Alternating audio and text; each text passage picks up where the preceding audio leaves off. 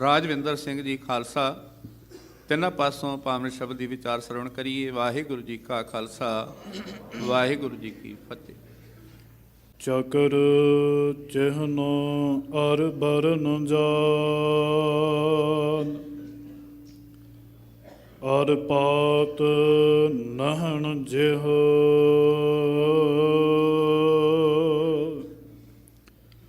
ਰੂਪ ਰੰਗ ਅਰ ਰੇਖ ਭੇਖ, ਕੋ ਕਹਿ ਨਾ ਸਕਤ ਕਿਹ, ਅਚਲ ਮੂਰਤ ਅਨਭਉ ਪ੍ਰਕਾਸ, ਅਮਿਤੋਜ ਕਹੀਜੈ,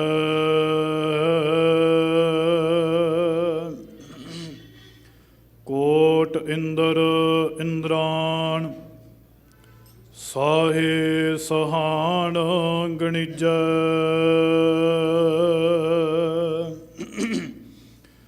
ਤ੍ਰਿਭਵਨ ਮਹੀਪ, ਸੁਰ ਨਰ ਅਸੁਰ, ਨੇਤ ਨੇਤ ਬਣ ਤ੍ਰਿਣ ਕਹਿਤ, ਤਵੈ ਸਰਬ ਨਾਮ ਕਥਾ ਕਵਨ, ਕਰਮ ਨਾਮ ਬਰਨਤ ਸੁਮਤ,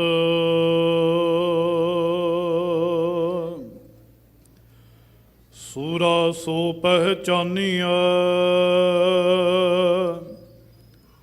ਜੋ ਲਰੈ ਦੀਨ ਕੇ ਹੇਤ, ਪੁਰਜਾ ਪੁਰਜਾ ਕਟ ਮਰੈ, ਕਬਹੂ ਨਾ ਛਾਡੈ ਖੇਤ,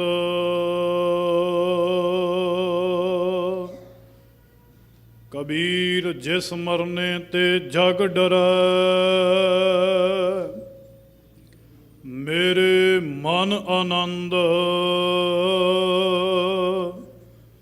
ਮਰਨੇ ਹੀ ਤੇ ਪਾਈਐ, ਪੂਰਨ ਪਰਮਾਨੰਦ,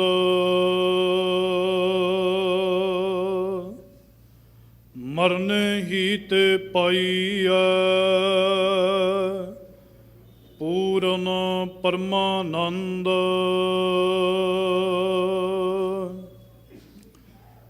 ਚਵਰ ਛਤਰ ਤਖਤ ਸਿੰਘਾਸਨ ਕੇ ਮਾਲਕ, ਗੁਰਤਾ ਗੱਦੀ ਤੇ ਬਿਰਾਜਮਾਨ, ਰਾਜਾਨ ਰਾਜ, ਪਾਨਾਨ ਭਾਨ, ਦੇਵਾਨ ਦੇਵ, ਇੰਦਰਾਣ ਇੰਦਰ, ਬਾਲਾਨ ਬਾਲ, ਰੰਕਾਣ ਰੰਕ, ਐਸੇ ਦੀਨ ਦਿਆਲ ਸਤਿਗੁਰੂ, ਸ਼ਬਦ ਬ੍ਰਹਮ ਸਤਿਗੁਰੂ, ਦੀਨਾਨਾਥ ਦੀਨਾ ਬੰਧੂ, ਦਸਾਂ ਹੀ ਪਾਤਸ਼ਾਹੀਓ ਜੀ ਕੇ ਆਤਮਿਕ ਸਰੂਪ, ਧੰਨ ਧੰਨ ਸਤਿਗੁਰੂ ਸ੍ਰੀ ਗੁਰੂ ਗੁਰੂ ਗ੍ਰੰਥ ਸਾਹਿਬ ਜੀ ਮਹਾਰਾਜ, ਜਿਨ੍ਹਾਂ ਦੀ ਪਾਵਨ ਪਵਿੱਤਰ ਗੋਦ ਅੰਦਰ ਆਪ ਸਰਬੱਤ ਸੰਗਤਾਂ, ਧੰਨ ਧੰਨ ਸਤਿਗੁਰੂ ਸ੍ਰੀ ਗੁਰੂ ਗੁਰੂ ਤੇਗ ਬਹਾਦਰ ਸਾਹਿਬ ਜੀ ਮਹਾਰਾਜ, ਜਿਨ੍ਹਾਂ ਦੇ ਪਾਵਨ ਪਵਿੱਤਰ ਸ਼ਹੀਦੀ ਅਸਥਾਨ ਗੁਰਦੁਆਰਾ ਸੀਸਗੰਜ ਸਾਹਿਬ ਵਿਖੇ ਨਤਮਸਤਕ ਹੋ ਰਹੇ ਹੋ, ਵਡਭਾਗੇ ਹੋ ਜਿਨ੍ਹਾਂ ਨੂੰ ਸਤਿਗੁਰੂ ਦੀਆਂ ਦੇ ਦਰਸ਼ਨ ਦੀਦਾਰ, ਗੁਰੂ ਕੀ ਪਿਆਰੀ ਸਾਧ ਸੰਗਤ ਦੀ ਪ੍ਰਾਪਤੀ ਹੋਈ ਹੈ। ਵਡਭਾਗੇ ਹੋ ਬੜੇ ਪ੍ਰੇਮ ਸਹਿਤ ਬੈਠ ਕਰਕੇ, ਕਲਯੁਗ ਮੈਂ ਕੀਰਤਨ ਪ੍ਰਧਾਨਾ, ਗੁਰਮੁਖ ਜਪੀਐ ਲਾਏ ਧਿਆਨਾ, ਬੜੇ ਪ੍ਰੇਮ ਸਹਿਤ ਸਰਬੱਤ ਸੰਗਤਾਂ ਕੀਰਤਨ ਦਾ ਆਨੰਦ ਪ੍ਰਾਪਤ ਕਰ ਰਹੇ ਸੀ। ਉਪਰੰਤ ਜੋ ਇਸ ਅਸਥਾਨ ਦੀ ਮਰਿਆਦਾ ਹੈ, ਲੜੀਵਾਰ ਕਥਾ ਵਿਚਾਰ, ਤੇ ਇਸ ਦਾ ਮੂਲ ਪਾਠ ਆਪ ਜੀਆਂ ਨੇ ਸਿੰਘ ਸਾਹਿਬ ਜੀਆਂ ਪਾਸੋਂ ਬੜੇ ਹੀ ਪ੍ਰੇਮ ਸਹਿਤ ਸਰਵਣ ਕੀਤਾ ਹੈ। ਆਓ ਵਿਚਾਰਾਂ ਪ੍ਰਾਰੰਭ ਕਰਨ ਤੋਂ ਪਹਿਲਾਂ ਆਪ ਜਿਸ ਸੰਗਤ ਵਿੱਚ ਜੁੜ ਕਰਕੇ ਬੈਠੇ ਹੋ, ਸਤਿਗੁਰੂ ਸ੍ਰੀ ਗੁਰੂ ਤੇਗ ਬਹਾਦਰ ਸਾਹਿਬ ਜੀ ਮਹਾਰਾਜ ਜੀਆਂ ਦੇ ਤਰਨਾਂ ਦਾ ਧਿਆਨ ਧਰ ਰਹੇ ਹੋ।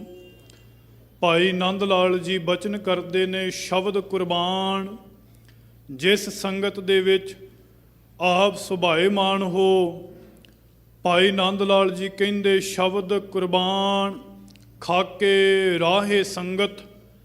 ਇਹਨਾਂ ਸੰਗਤਾਂ ਦੇ ਚਰਨਾਂ ਦੀ ਧੂੜੀ ਜਿਹੜੀ ਹੈ ਉਹ ਮੈਂ ਬਣ ਜਾਵਾਂ। ਦਿਲੇ ਗੋਇਆ ਹਮਾਰੀ ਆਰਯੂ ਕਰਦ। ਮੇਰੀ ਇੱਕ ਆਸ ਹੈ ਕਿ ਇਹ ਸ਼ਹਿਨशाह ਪਿਤਾ, ਸ਼ਬਦ ਕੁਰਬਾਨ ਖਾਕੇ ਰਾਹੇ ਸੰਗਤ। ਦਿਲੇ ਗੋਇਆ ਹਮੀਰਾ ਆਰਯੂ ਕਰਦ। ਮੇਰੀ ਜਿਤਨੀ ਵੀ ਉਮਰਾਂ ਰਹਿ ਗਈ ਹੈ, ਇਹ ਸਾਧ ਸੰਗਤ ਦੇ ਚਰਨਾਂ ਦੀ ਧੂੜੀ ਬਣ ਜਾਵਾਂ, ਖਾਕ ਬਣ ਜਾਵਾਂ।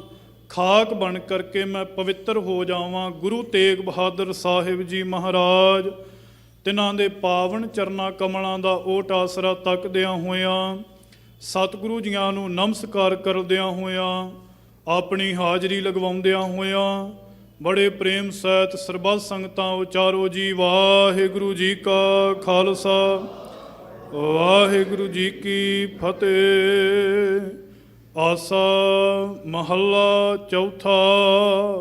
ਸ਼ੰਤ ਘਰ ਪੰਜਵਾ।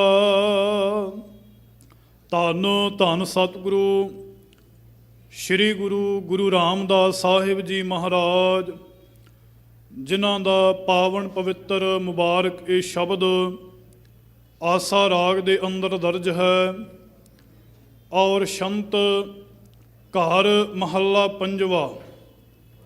ਔਰ ਇਹ ਪੰਜਵੇਂ ਘਰ ਪੰਜਵੇਂ ਸੁਰ ਤਾਲ ਦੇ ਅੰਦਰ ਕੀਰਤਨ ਦੁਆਰਾ ਇਸ ਸ਼ਬਦ ਨੂੰ ਗਾਇਨ ਕਰਨ ਦੀ ਹਦਾਇਤ ਹੈ। ਇਸ ਸ਼ਬਦ ਦੀ ਪ੍ਰਾਰੰਭਤਾ ਕਰਦਿਆਂ ਹੋਇਆਂ ਸਤਿਗੁਰੂ ਜੀ ਮੰਗਲਾਚਰਨ ਕਰਦੇ ਹਨ। ਇੱਕ ਓੰਕਾਰ ਸਤਿਗੁਰ ਪ੍ਰਸਾਦ। ਉਹ ਪਰਮਾਤਮਾ ਅਕਾਲ ਪੁਰਖ ਵਾਹਿਗੁਰੂ ਇੱਕ ਹੈ, ਜਿਹੜਾ ਸਰਬ ਦਾ ਵਿਆਪਕ ਹੈ, ਸਰਬ ਦਾ ਪ੍ਰਕਾਸ਼ਕ ਹੈ। ਜਿਸ ਸਤਿਗੁਰੂ ਜੀਆਂ ਤੋਂ ਓੰਕਾਰ ਬ੍ਰਹਮਾ ਉਤਪਤ, ਓੰਕਾਰ ਕੀਆ ਜਿਨ ਚਿਤ, ਓੰਕਾਰ ਸੈਲ ਜੁਗ ਭਏ, ਓੰਕਾਰ ਵੇਦ ਨਿਰਮਏ। ਐਸੇ ਸਰਬ ਵਿਆਪਕ ਸਤਿਗੁਰੂ ਸਤਿਗੁਰ ਪ੍ਰਸਾਦ, ਐਸੇ ਅਕਾਲ ਪੁਰਖ ਵਾਹਿਗੁਰੂ ਜੀ ਸੱਚੇ ਗੁਰੂ ਦੀ ਕਿਰਪਾ ਸਦਕਾ, ਸਤ ਚੇਤਨ ਆਨੰਦ ਸਤਿਗੁਰੂ ਜੀਆਂ ਦੀ ਕਿਰਪਾ ਸਦਕਾ ਹੀ ਪ੍ਰਾਪਤੀ ਹੁੰਦੀ ਹੈ। ਐਸੇ ਗੁਰੂ ਨੂੰ ਪ੍ਰਾਪਤ ਕਰਨ ਦੇ ਵਾਸਤੇ ਸੱਚਾ ਗੁਰੂ ਔਰ ਗੁਰੂ ਪ੍ਰਸਾਦ ਭਾਵ ਸਤਿਗੁਰੂ ਜੀਆਂ ਦੀ ਕਿਰਪਾ ਦੁਆਰਾ ਹੀ ਉਸ ਪ੍ਰਮਾਤਮਾ ਵਾਹਿਗੁਰੂ ਜੀਆਂ ਨੂੰ ਪ੍ਰਾਪਤ ਕੀਤਾ ਜਾ ਸਕਦਾ ਹੈ। ਮਹਾਰਾਜ ਜੀ ਇਸ ਸ਼ਬਦ ਨੂੰ ਆਰੰਭ ਕਰਦਿਆਂ ਹੋਇਆਂ ਜੀਵ ਦੇ ਮਨ ਨੂੰ ਸੰਬੋਧਿਤ ਕਰਦੇ ਹੋਏ ਇਹ ਉਪਦੇਸ਼ ਦਿੰਦੇ ਨੇ, ਹੇ ਮੇਰਿਆ ਮਨਾ, ਪਰਮਾਤਮਾ ਵਾਹਿਗੁਰੂ ਜੀਆਂ ਦੇ ਚਰਨਾਂ ਕਮਲਾਂ ਦੇ ਨਾਲ ਜੁੜਿਆ ਰਵੇਂਗਾ, ਸਦਾ ਵਾਸਤੇ ਸੁਖ ਪ੍ਰਾਪਤ ਕਰੇਗਾ। ਸਤਿਗੁਰੂ ਜੀ ਪ੍ਰਾਰੰਭਤਾ ਕਰਦੇ ਹਨ, ਮੇਰੇ ਮਨ ਪਰਦੇਸੀ ਵੇ ਪਿਆਰੇ ਆਓ ਘਰੇ। ਸਾਧ ਸੰਗਤ ਜੀ, ਇਹ ਜਿਹੜਾ ਮਨ ਹੈ ਨਾ, ਇਹ ਮਨ ਜਿਹੜਾ ਹੈ ਜਨਮਾਂ ਜਨਮਾਂ ਦੀ ਮੈਲ ਦੀ ਕਰਕੇ ਪਰਮਾਤਮਾ ਦੇ ਨਾਲੋਂ ਵਿਛੜਿਆ ਹੋਇਆ ਹੈ। ਆਪਾਂ ਪਾਵਨ ਪਵਿੱਤਰ ਗੁਰਬਾਣੀ ਦੇ ਅੰਦਰ ਬਚਨ ਪੜ੍ਹਦੇ ਹਾਂ, ਜਨਮ ਜਨਮ ਕੀ ਇਸ ਮਨ ਕਉ ਮਲ ਲਾਗੀ। ਜਨਮਾਂ ਜਨਮਾਂਤਰਾਂ ਦੀ ਇਸ ਮਨ ਨੂੰ ਮੈਲ ਲੱਗੀ ਹੋਈ ਹੈ। ਸਤਿਗੁਰੂ ਕਹਿੰਦੇ, ਕਾਲਾ ਹੋਆ ਸਿਆਹੋ। ਜਿਵੇਂ ਇੱਕ ਕਾਲਾ ਭਾਂਡਾ ਜਿਹੜਾ ਹੈ ਨਾ, ਕਾਲਾ ਸ਼ਾਹ ਹੁੰਦਾ ਹੈ ਜਦੋਂ ਅੱਗ ਉਹਦੇ ਥੱਲਿਓਂ ਦੀ ਨਿਕਲਦੀ ਹੈ। ਇਸੇ ਤਰ੍ਹਾਂ ਕਹਿੰਦੇ ਜਨਮਾਂ ਜਨਮਾਂਤਰਾਂ ਦੀ ਮੈਲ ਦੇ ਨਾਲ, ਵਿਕਾਰਾਂ ਦੀ ਮੈਲ ਦੇ ਨਾਲ ਇਹ ਮਨ ਜਿਹੜਾ ਹੈ ਕਾਲਾ ਸ਼ਾਹ ਬਣ ਗਿਆ ਹੈ। ਜਨਮ ਜਨਮ ਕੀ ਇਸ ਮਨ ਕਉ ਮਲ ਲਾਗੀ, ਕਾਲਾ ਹੋਆ ਸਿਆਹੋ। ਫਿਰ ਸਤਿਗੁਰੂ ਜੀ ਉਦਾਹਰਨ ਦਿੰਦੇ ਨੇ, ਕਹਿੰਦੇ ਖਨਲੀ ਧੋਤੀ ਉਜਲੀ ਨਾ ਹੋਵਈ, ਜੇ ਸੋ ਧੋਵਣ ਪਾਹੋ।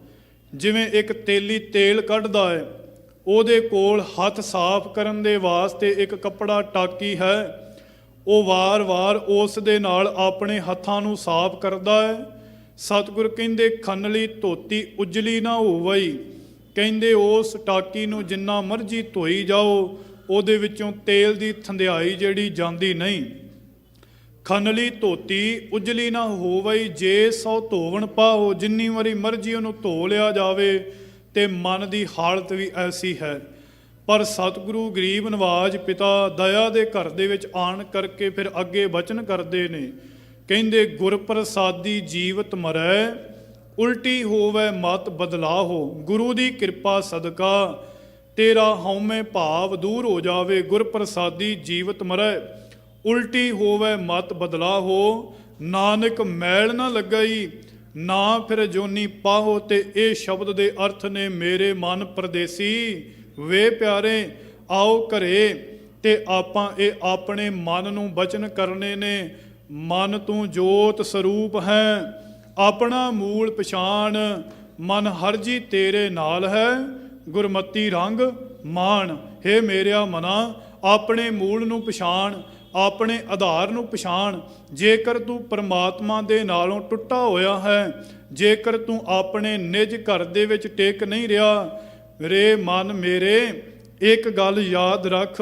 ਹੇ ਮੇਰਿਆ ਮਨਾ, ਸਤਿਗੁਰੂ ਸ੍ਰੀ ਗੁਰੂ ਗ੍ਰੰਥ ਸਾਹਿਬ ਜੀ ਮਹਾਰਾਜ ਕਹਿੰਦੇ ਨੇ, ਏ ਮਨ ਮੇਰਿਆ ਤੂੰ ਥਿਰ ਰਹੋ, ਚੋਟ ਨਾ ਖਾਵਹੀ ਰਾਮ।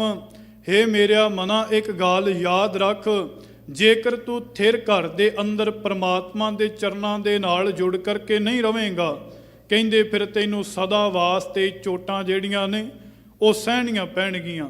ਭਾਵੇਂ ਉਹ ਵਿਕਾਰਾਂ ਦੀਆਂ ਚੋਟਾਂ ਹੋਣ, ਭਾਵੇਂ ਉਹ ਜਮਾਂ ਦੀਆਂ ਚੋਟਾਂ ਹੋਣ।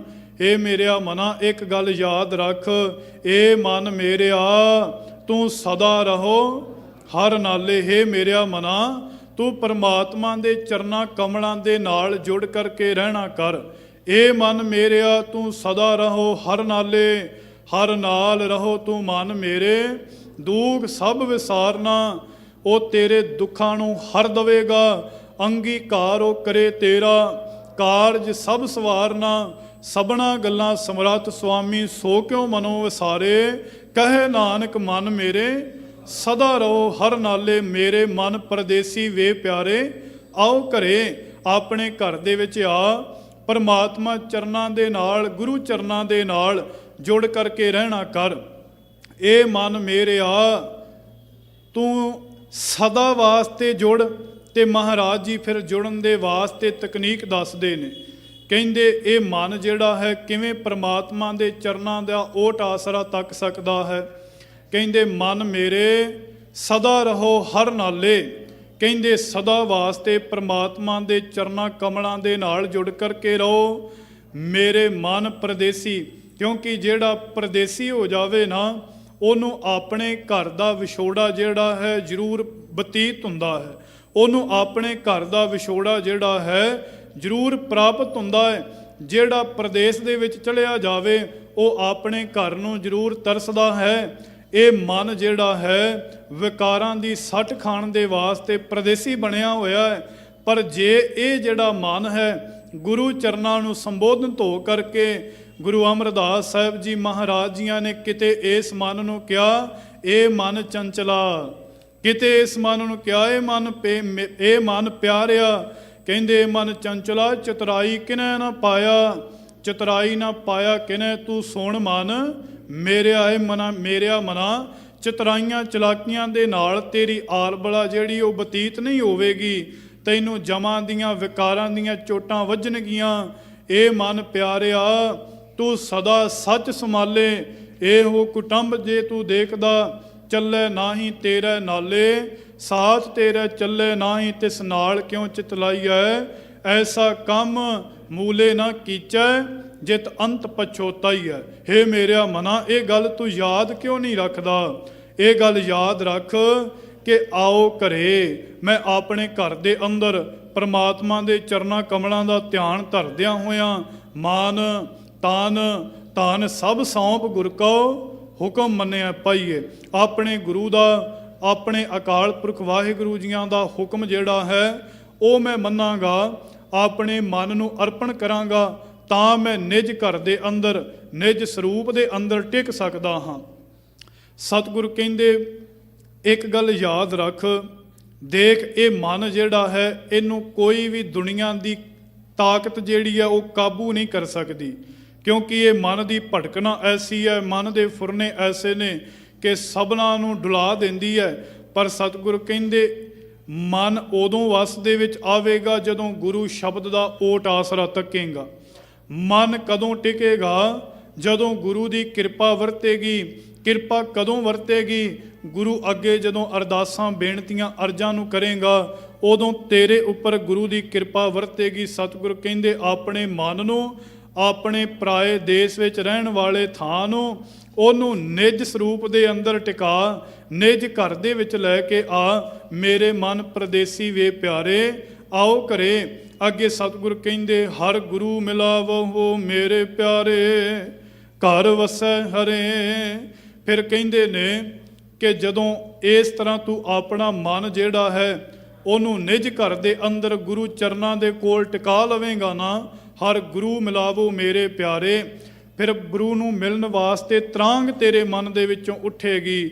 ਫਿਰ ਹਰ ਰੂਪ ਗੁਰੂ ਨੂੰ ਮਿਲ ਕੇ ਤੈਨੂੰ ਇਹ ਸਮਝ ਪੈ ਜਾਵੇਗੀ ਕਿ ਘਰ ਵਸੈ ਹਰੇ, ਕਿ ਮੇਰੇ ਘਰ ਦੇ ਅੰਦਰ ਹੀ ਪ੍ਰਮਾਤਮਾ ਵਾਹਿਗੁਰੂ ਜੀਆਂ ਦਾ ਵਾਸਾ ਹੈ। ਕਿਉਂਕਿ ਸਭ ਮੈਂ ਜੋਤ, ਜੋਤ ਹੈ ਸੋਏ, ਤਿਸ ਦਾ ਚਾਨਣ ਸਭ ਮੈਂ ਚਾਨਣ ਹੋਏ। ਤੇ ਭਗਤ ਫਰੀਦ ਜੀ ਕਹਿੰਦੇ ਨੇ, ਫਰੀਦਾ ਜੰਗਲ ਜੰਗਲ ਕਿਆ ਭਵੈ, ਵਣ ਕੰਡਾ ਮੋੜੇ, ਵਸੀ ਰੱਬ ਹਿਆਲੀਐ, ਜੰਗਲ ਕਿਆ ਢੂੰਡੇ। ਜਦੋਂ ਗੁਰੂ ਨੂੰ ਮਿਲੇਗਾ, ਹਰ ਗੁਰੂ ਮਿਲਾਵੋ ਮੇਰੇ ਪਿਆਰੇ, ਗੁਰੂ ਨੂੰ ਮਿਲਣ ਤੋਂ ਬਾਅਦ ਤੇਰੇ ਅੰਦਰ ਗੁਰੂ ਇਹ ਖਿਆਲ ਪ੍ਰਗਟ ਕਰੇਗਾ ਕਿ ਘਰ ਵਸੈ ਹਰੇ। ਤੇਰੇ ਹਿਰਦੇ ਘਰ ਦੇ ਅੰਦਰ ਪਰਮਾਤਮਾ ਵਾਹਿਗੁਰੂ ਜੀਆਂ ਦਾ ਵਾਸਾ ਹੈ। ਤੇਰੇ ਹਿਰਦੇ ਘਰ ਦੇ ਅੰਦਰ ਪਰਮਾਤਮਾ ਵਾਹਿਗੁਰੂ ਜੀਆਂ ਦੀ ਜੋਤ ਹੈ। ਉਹਨੂੰ ਆਪਣੇ ਅੰਦਰੋਂ ਲੱਭਣ ਦਾ ਯਤਨ ਕਰ।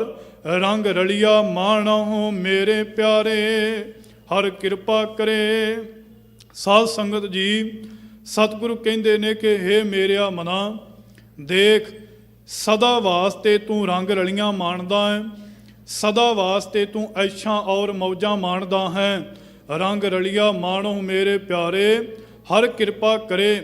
ਤੇ ਸਤਿਗੁਰੂ ਕਹਿੰਦੇ ਨੇ ਪ੍ਰਮਾਤਮਾ ਦੇ ਪ੍ਰੇਮ ਦੇ ਵਿੱਚ ਟਿਕ ਕਰਕੇ ਆਤਮਿਕ ਆਨੰਦ ਜਿਹੜਾ ਹੈ ਨਾ ਉਹਨੂੰ ਪਾਇਆ ਜਾ ਸਕਦਾ ਹੈ।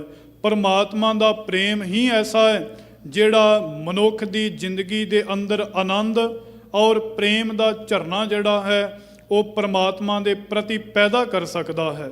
ਜਿਹਨੂੰ ਪ੍ਰੇਮ ਲੱਗਾ ਹੈ ਪਰਮਾਤਮਾ ਦੇ ਨਾਲ, ਉਹਦੇ ਹਿਰਦੇ ਦੇ ਵਿੱਚ ਸਦਾ ਵਾਸਤੇ ਆਨੰਦ ਹੈ। ਕਿਉਂਕਿ ਸਾਧ ਸੰਗਤ ਜੀ, ਆਨੰਦ ਜੀਵ ਕੋਲ ਕਦੋਂ ਆਉਂਦਾ ਹੈ? ਜਦੋਂ ਪਰਮਾਤਮਾ ਦੀ ਕਿਰਪਾ ਵਰਤਦੀ ਹੈ। ਆਨੰਦ ਜੀਵ ਕੋਲ ਕਦੋਂ ਆਉਂਦਾ ਹੈ? ਜਦੋਂ ਗੁਰੂ ਕਾ ਸਿੱਖ ਪਰਮਾਤਮਾ ਦੇ ਨਾਲ ਪ੍ਰੇਮ ਲਾਉਂਦਾ ਹੈ। ਆਨੰਦ ਜੀਵ ਕੋਲ ਕਦੋਂ ਆਉਂਦਾ ਹੈ? ਜਦੋਂ ਗੁਰੂ ਕਾ ਸਿੱਖ ਪ੍ਰੇਮਾ ਭਾਵਨੀ ਦੇ ਨਾਲ ਆਪਣਾ ਮਨ ਤੇ ਤਨ ਗੁਰੂ ਨੂੰ ਸਮਰਪਿਤ ਕਰ ਦਿੰਦਾ ਹੈ। ਰੰਗ ਰਲੀਆ ਮਾਣੋ ਮੇਰੇ ਪਿਆਰੇ, ਹਰ ਕਿਰਪਾ ਕਰੇ। ਸਤਿਗੁਰ ਕਹਿੰਦੇ ਪਾਵਤ ਰਲੀਆ ਜੋਬਨ ਬਲੀਆ, ਨਾਮ ਬਿਨਾ ਮਾਟੀ ਸੰਗ ਰਲੀਆ। ਦੇਖ ਸੱਜਣਾ, ਇਹ ਤੇਰੀ ਜੋਬਨ ਜਵਾਨੀ ਜਿਹੜੀ ਹੈ ਉਹ ਸਾਰਾ ਕੁਝ ਮਿੱਟੀ ਦੇ ਵਿੱਚ ਰੁਲ ਜਾਵੇਗਾ, ਸਾਰਾ ਕੁਝ ਖਤਮ ਹੋ ਜਾਵੇਗਾ। ਜੇ ਕੁਰ ਤੇਰੇ ਕੋਲ ਪ੍ਰਮਾਤਮਾ ਦਾ ਨਾਮ ਹੈ, ਜੇ ਕੁਰ ਤੇਰੇ ਕੋਲ ਪ੍ਰਮਾਤਮਾ ਵਾਹਿਗੁਰੂ ਜੀਆਂ ਦਾ ਪ੍ਰੇਮ ਹੈ, ਪ੍ਰੇਮ ਕੀਤਾ ਹੈ ਤੂੰ ਪ੍ਰਮਾਤਮਾ ਵਾਹਿਗੁਰੂ ਜੀਆਂ ਦੇ ਚਰਨਾਂ ਦੇ ਨਾਲ। ਸਤਿਗੁਰ ਕਹਿੰਦੇ ਨੇ ਗੁਰੂ ਨਾਨਕ ਤੁਠਾ ਮੇਰੇ ਪਿਆਰੇ, ਮੇਲੇ ਹਰੇ।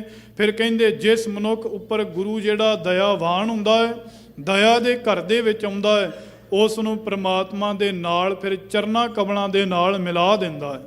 ਅਗਲੇ ਬੰਦ ਦੇ ਅੰਦਰ ਕਿਰਪਾ ਕਰਦੇ ਨੇ, ਮੈਂ ਪ੍ਰੇਮ ਨਾ ਚਾਖਿਆ ਮੇਰੇ ਪਿਆਰੇ, ਭਾਉ ਕਰੇ। ਹੇ ਮੇਰਿਆ ਮਨਾ, ਹੇ ਸਤਿਗੁਰੂ ਜੀ, ਮੈਂ ਭਾਉ ਕਰਕੇ ਪ੍ਰੇਮ ਕਰਕੇ ਤੁਹਾਡੇ ਚਰਨਾਂ ਕਮਲਾਂ ਦੇ ਪ੍ਰੇਮ ਨੂੰ ਚਖਿਆ ਹੀ ਨਹੀਂ, ਤੁਹਾਡੇ ਨਾਲ ਪ੍ਰੇਮ ਦੀ ਪੀਂਘ ਨਹੀਂ ਪਾਈ, ਪ੍ਰੇਮ ਦੀ ਤਰਾਂਗ ਆਪਣੇ ਮਨ ਦੇ ਵਿੱਚ ਰੱਖੀ ਨਹੀਂ, ਪ੍ਰੇਮ ਕਰਕੇ ਮੈਂ ਤੁਹਾਨੂੰ ਸਿਮਰਿਆ ਹੀ ਨਹੀਂ।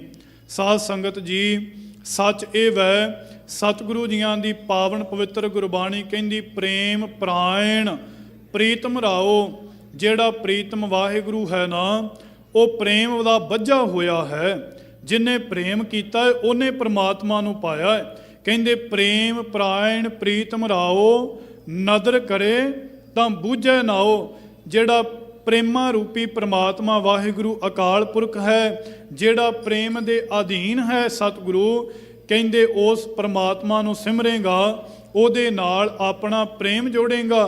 ਪ੍ਰੇਮ ਪ੍ਰਾਇਣ ਪ੍ਰੀਤਮ ਰਾਓ, ਨਦਰ ਕਰੇ ਤਾਂ ਬੂਝੈ ਨਾਓ। ਫਿਰ ਗੁਰੂ ਤੇਰੇ ਉੱਪਰ ਕਿਰਪਾ ਕਰੇਗਾ, ਤੈਨੂੰ ਨਾਮ ਦਾ ਗਿਆਨ ਜਿਹੜਾ ਹੈ, ਨਾਮ ਦੀ ਦਾਤ ਜਿਹੜੀ ਹੈ, ਨਾਮ ਦੀ ਸੋਝੀ ਜਿਹੜੀ ਹੈ, ਉਹ ਗੁਰੂ ਤੈਨੂੰ ਬਖਸ਼ ਦੇਵੇਗਾ। ਸਾਧ ਸੰਗਤ, ਜਿਨ੍ਹਾਂ ਨੇ ਪ੍ਰੇਮ ਕੀਤਾ ਹੈ, ਦਸਮ ਪਿਤਾ ਗੁਰੂ ਗੋਬਿੰਦ ਸਿੰਘ ਸਾਹਿਬ ਜੀ ਮਹਾਰਾਜ ਕਹਿੰਦੇ, ਸੱਚ ਜਾਣ ਕੇ ਸੁਣੋ ਗੁਰਸਿੱਖੋ, ਸਾਚ ਕਹੂੰ ਸੁਣ ਲਿਓ ਸਭੈ, ਜਿਨ ਪ੍ਰੇਮ ਕੀਓ ਤਿਨ ਹੀ ਪ੍ਰਭ ਪਾਇਓ। ਜਿਨ੍ਹਾਂ ਜਿਨ੍ਹਾਂ ਨੇ ਪ੍ਰੇਮ ਕੀਤਾ ਹੈ, ਉਹਨਾਂ ਨੇ ਹੀ ਪ੍ਰਮਾਤਮਾ ਨੂੰ ਪਾਇਆ ਹੈ। ਪ੍ਰੇਮ ਤੋਂ ਬਿਨਾਂ ਜਿੰਨੀ ਚਾਖਿਆ ਪ੍ਰੇਮ ਰਸ, ਕਹਿੰਦੇ ਜਿਨ੍ਹਾਂ ਨੇ ਪ੍ਰੇਮ ਦਾ ਰਸ ਚੱਖ ਲਿਆ ਹੈ, ਜਿੰਨੀ ਚਾਖਿਆ ਪ੍ਰੇਮ ਰਸ ਸੇ ਤ੍ਰਿਪਤ ਰਹੇ ਅਗਾਏ। ਉਹ ਮਨੁੱਖ ਤ੍ਰਿਪਤ ਹੋ ਗਏ ਨੇ, ਉਹਨਾਂ ਮਨੁੱਖਾਂ ਦੀ ਤ੍ਰਿਪਤੀ ਹੋ ਗਈ ਹੈ ਜਿਨ੍ਹਾਂ ਪ੍ਰੇਮ ਦਾ ਰਸ ਚੱਖਿਆ ਹੈ, ਪਰਮਾਤਮਾ ਦੇ ਨਾਲ ਪ੍ਰੇਮ ਕੀਤਾ। ਗੁਰੂ ਗੋਬਿੰਦ ਸਿੰਘ ਸਾਹਿਬ ਜੀ ਮਹਾਰਾਜ ਕਹਿੰਦੇ ਨੇ, ਦੁਨੀਆਦਾਰਾਂ ਦੇ ਲੋਕਾਂ ਨੇ ਵੇਦ ਪੜ੍ਹ ਲਏ, ਕਿਤਾਬ ਪੜ੍ਹ ਲਏ, ਕੁਰਾਨਾਂ ਪੜ੍ਹ ਲਈਆਂ, ਸਿਮਰਤੀਆਂ ਔਰ ਸ਼ਾਸਤਰਾਂ ਦਾ ਗਿਆਨ ਕਰ ਲਿਆ, ਪਰ ਕਹਿੰਦੇ ਜੇਕਰ ਪਰਮਾਤਮਾ ਦੇ ਚਰਨਾਂ ਦੇ ਨਾਲ ਪ੍ਰੇਮ ਨਹੀਂ ਨਾ, ਇਹ ਸਭ ਕੁਝ ਪੜ੍ਹਿਆ ਹੋਇਆ ਵਿਅਰਥ ਹੈ।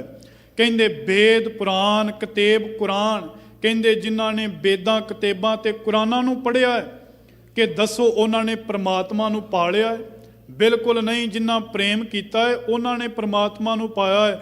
ਵੇਦ ਪੁਰਾਣ ਕਿਤਾਬ ਕੁਰਾਨ ਹਾਸੇਵ ਥਕੇ ਕਰ ਹਾਥ ਨਾ ਆਏ, ਕਹਿੰਦੇ ਉਹਨਾਂ ਦੇ ਹੱਥ ਕੁਝ ਵੀ ਨਹੀਂ, ਬੜੇ ਯਤਨ ਕਰ ਲਏ। ਕਿੰਨਾਂ ਦੇ ਹੱਥ ਦੇ ਵਿੱਚ ਪਰਮਾਤਮਾ ਹੈ?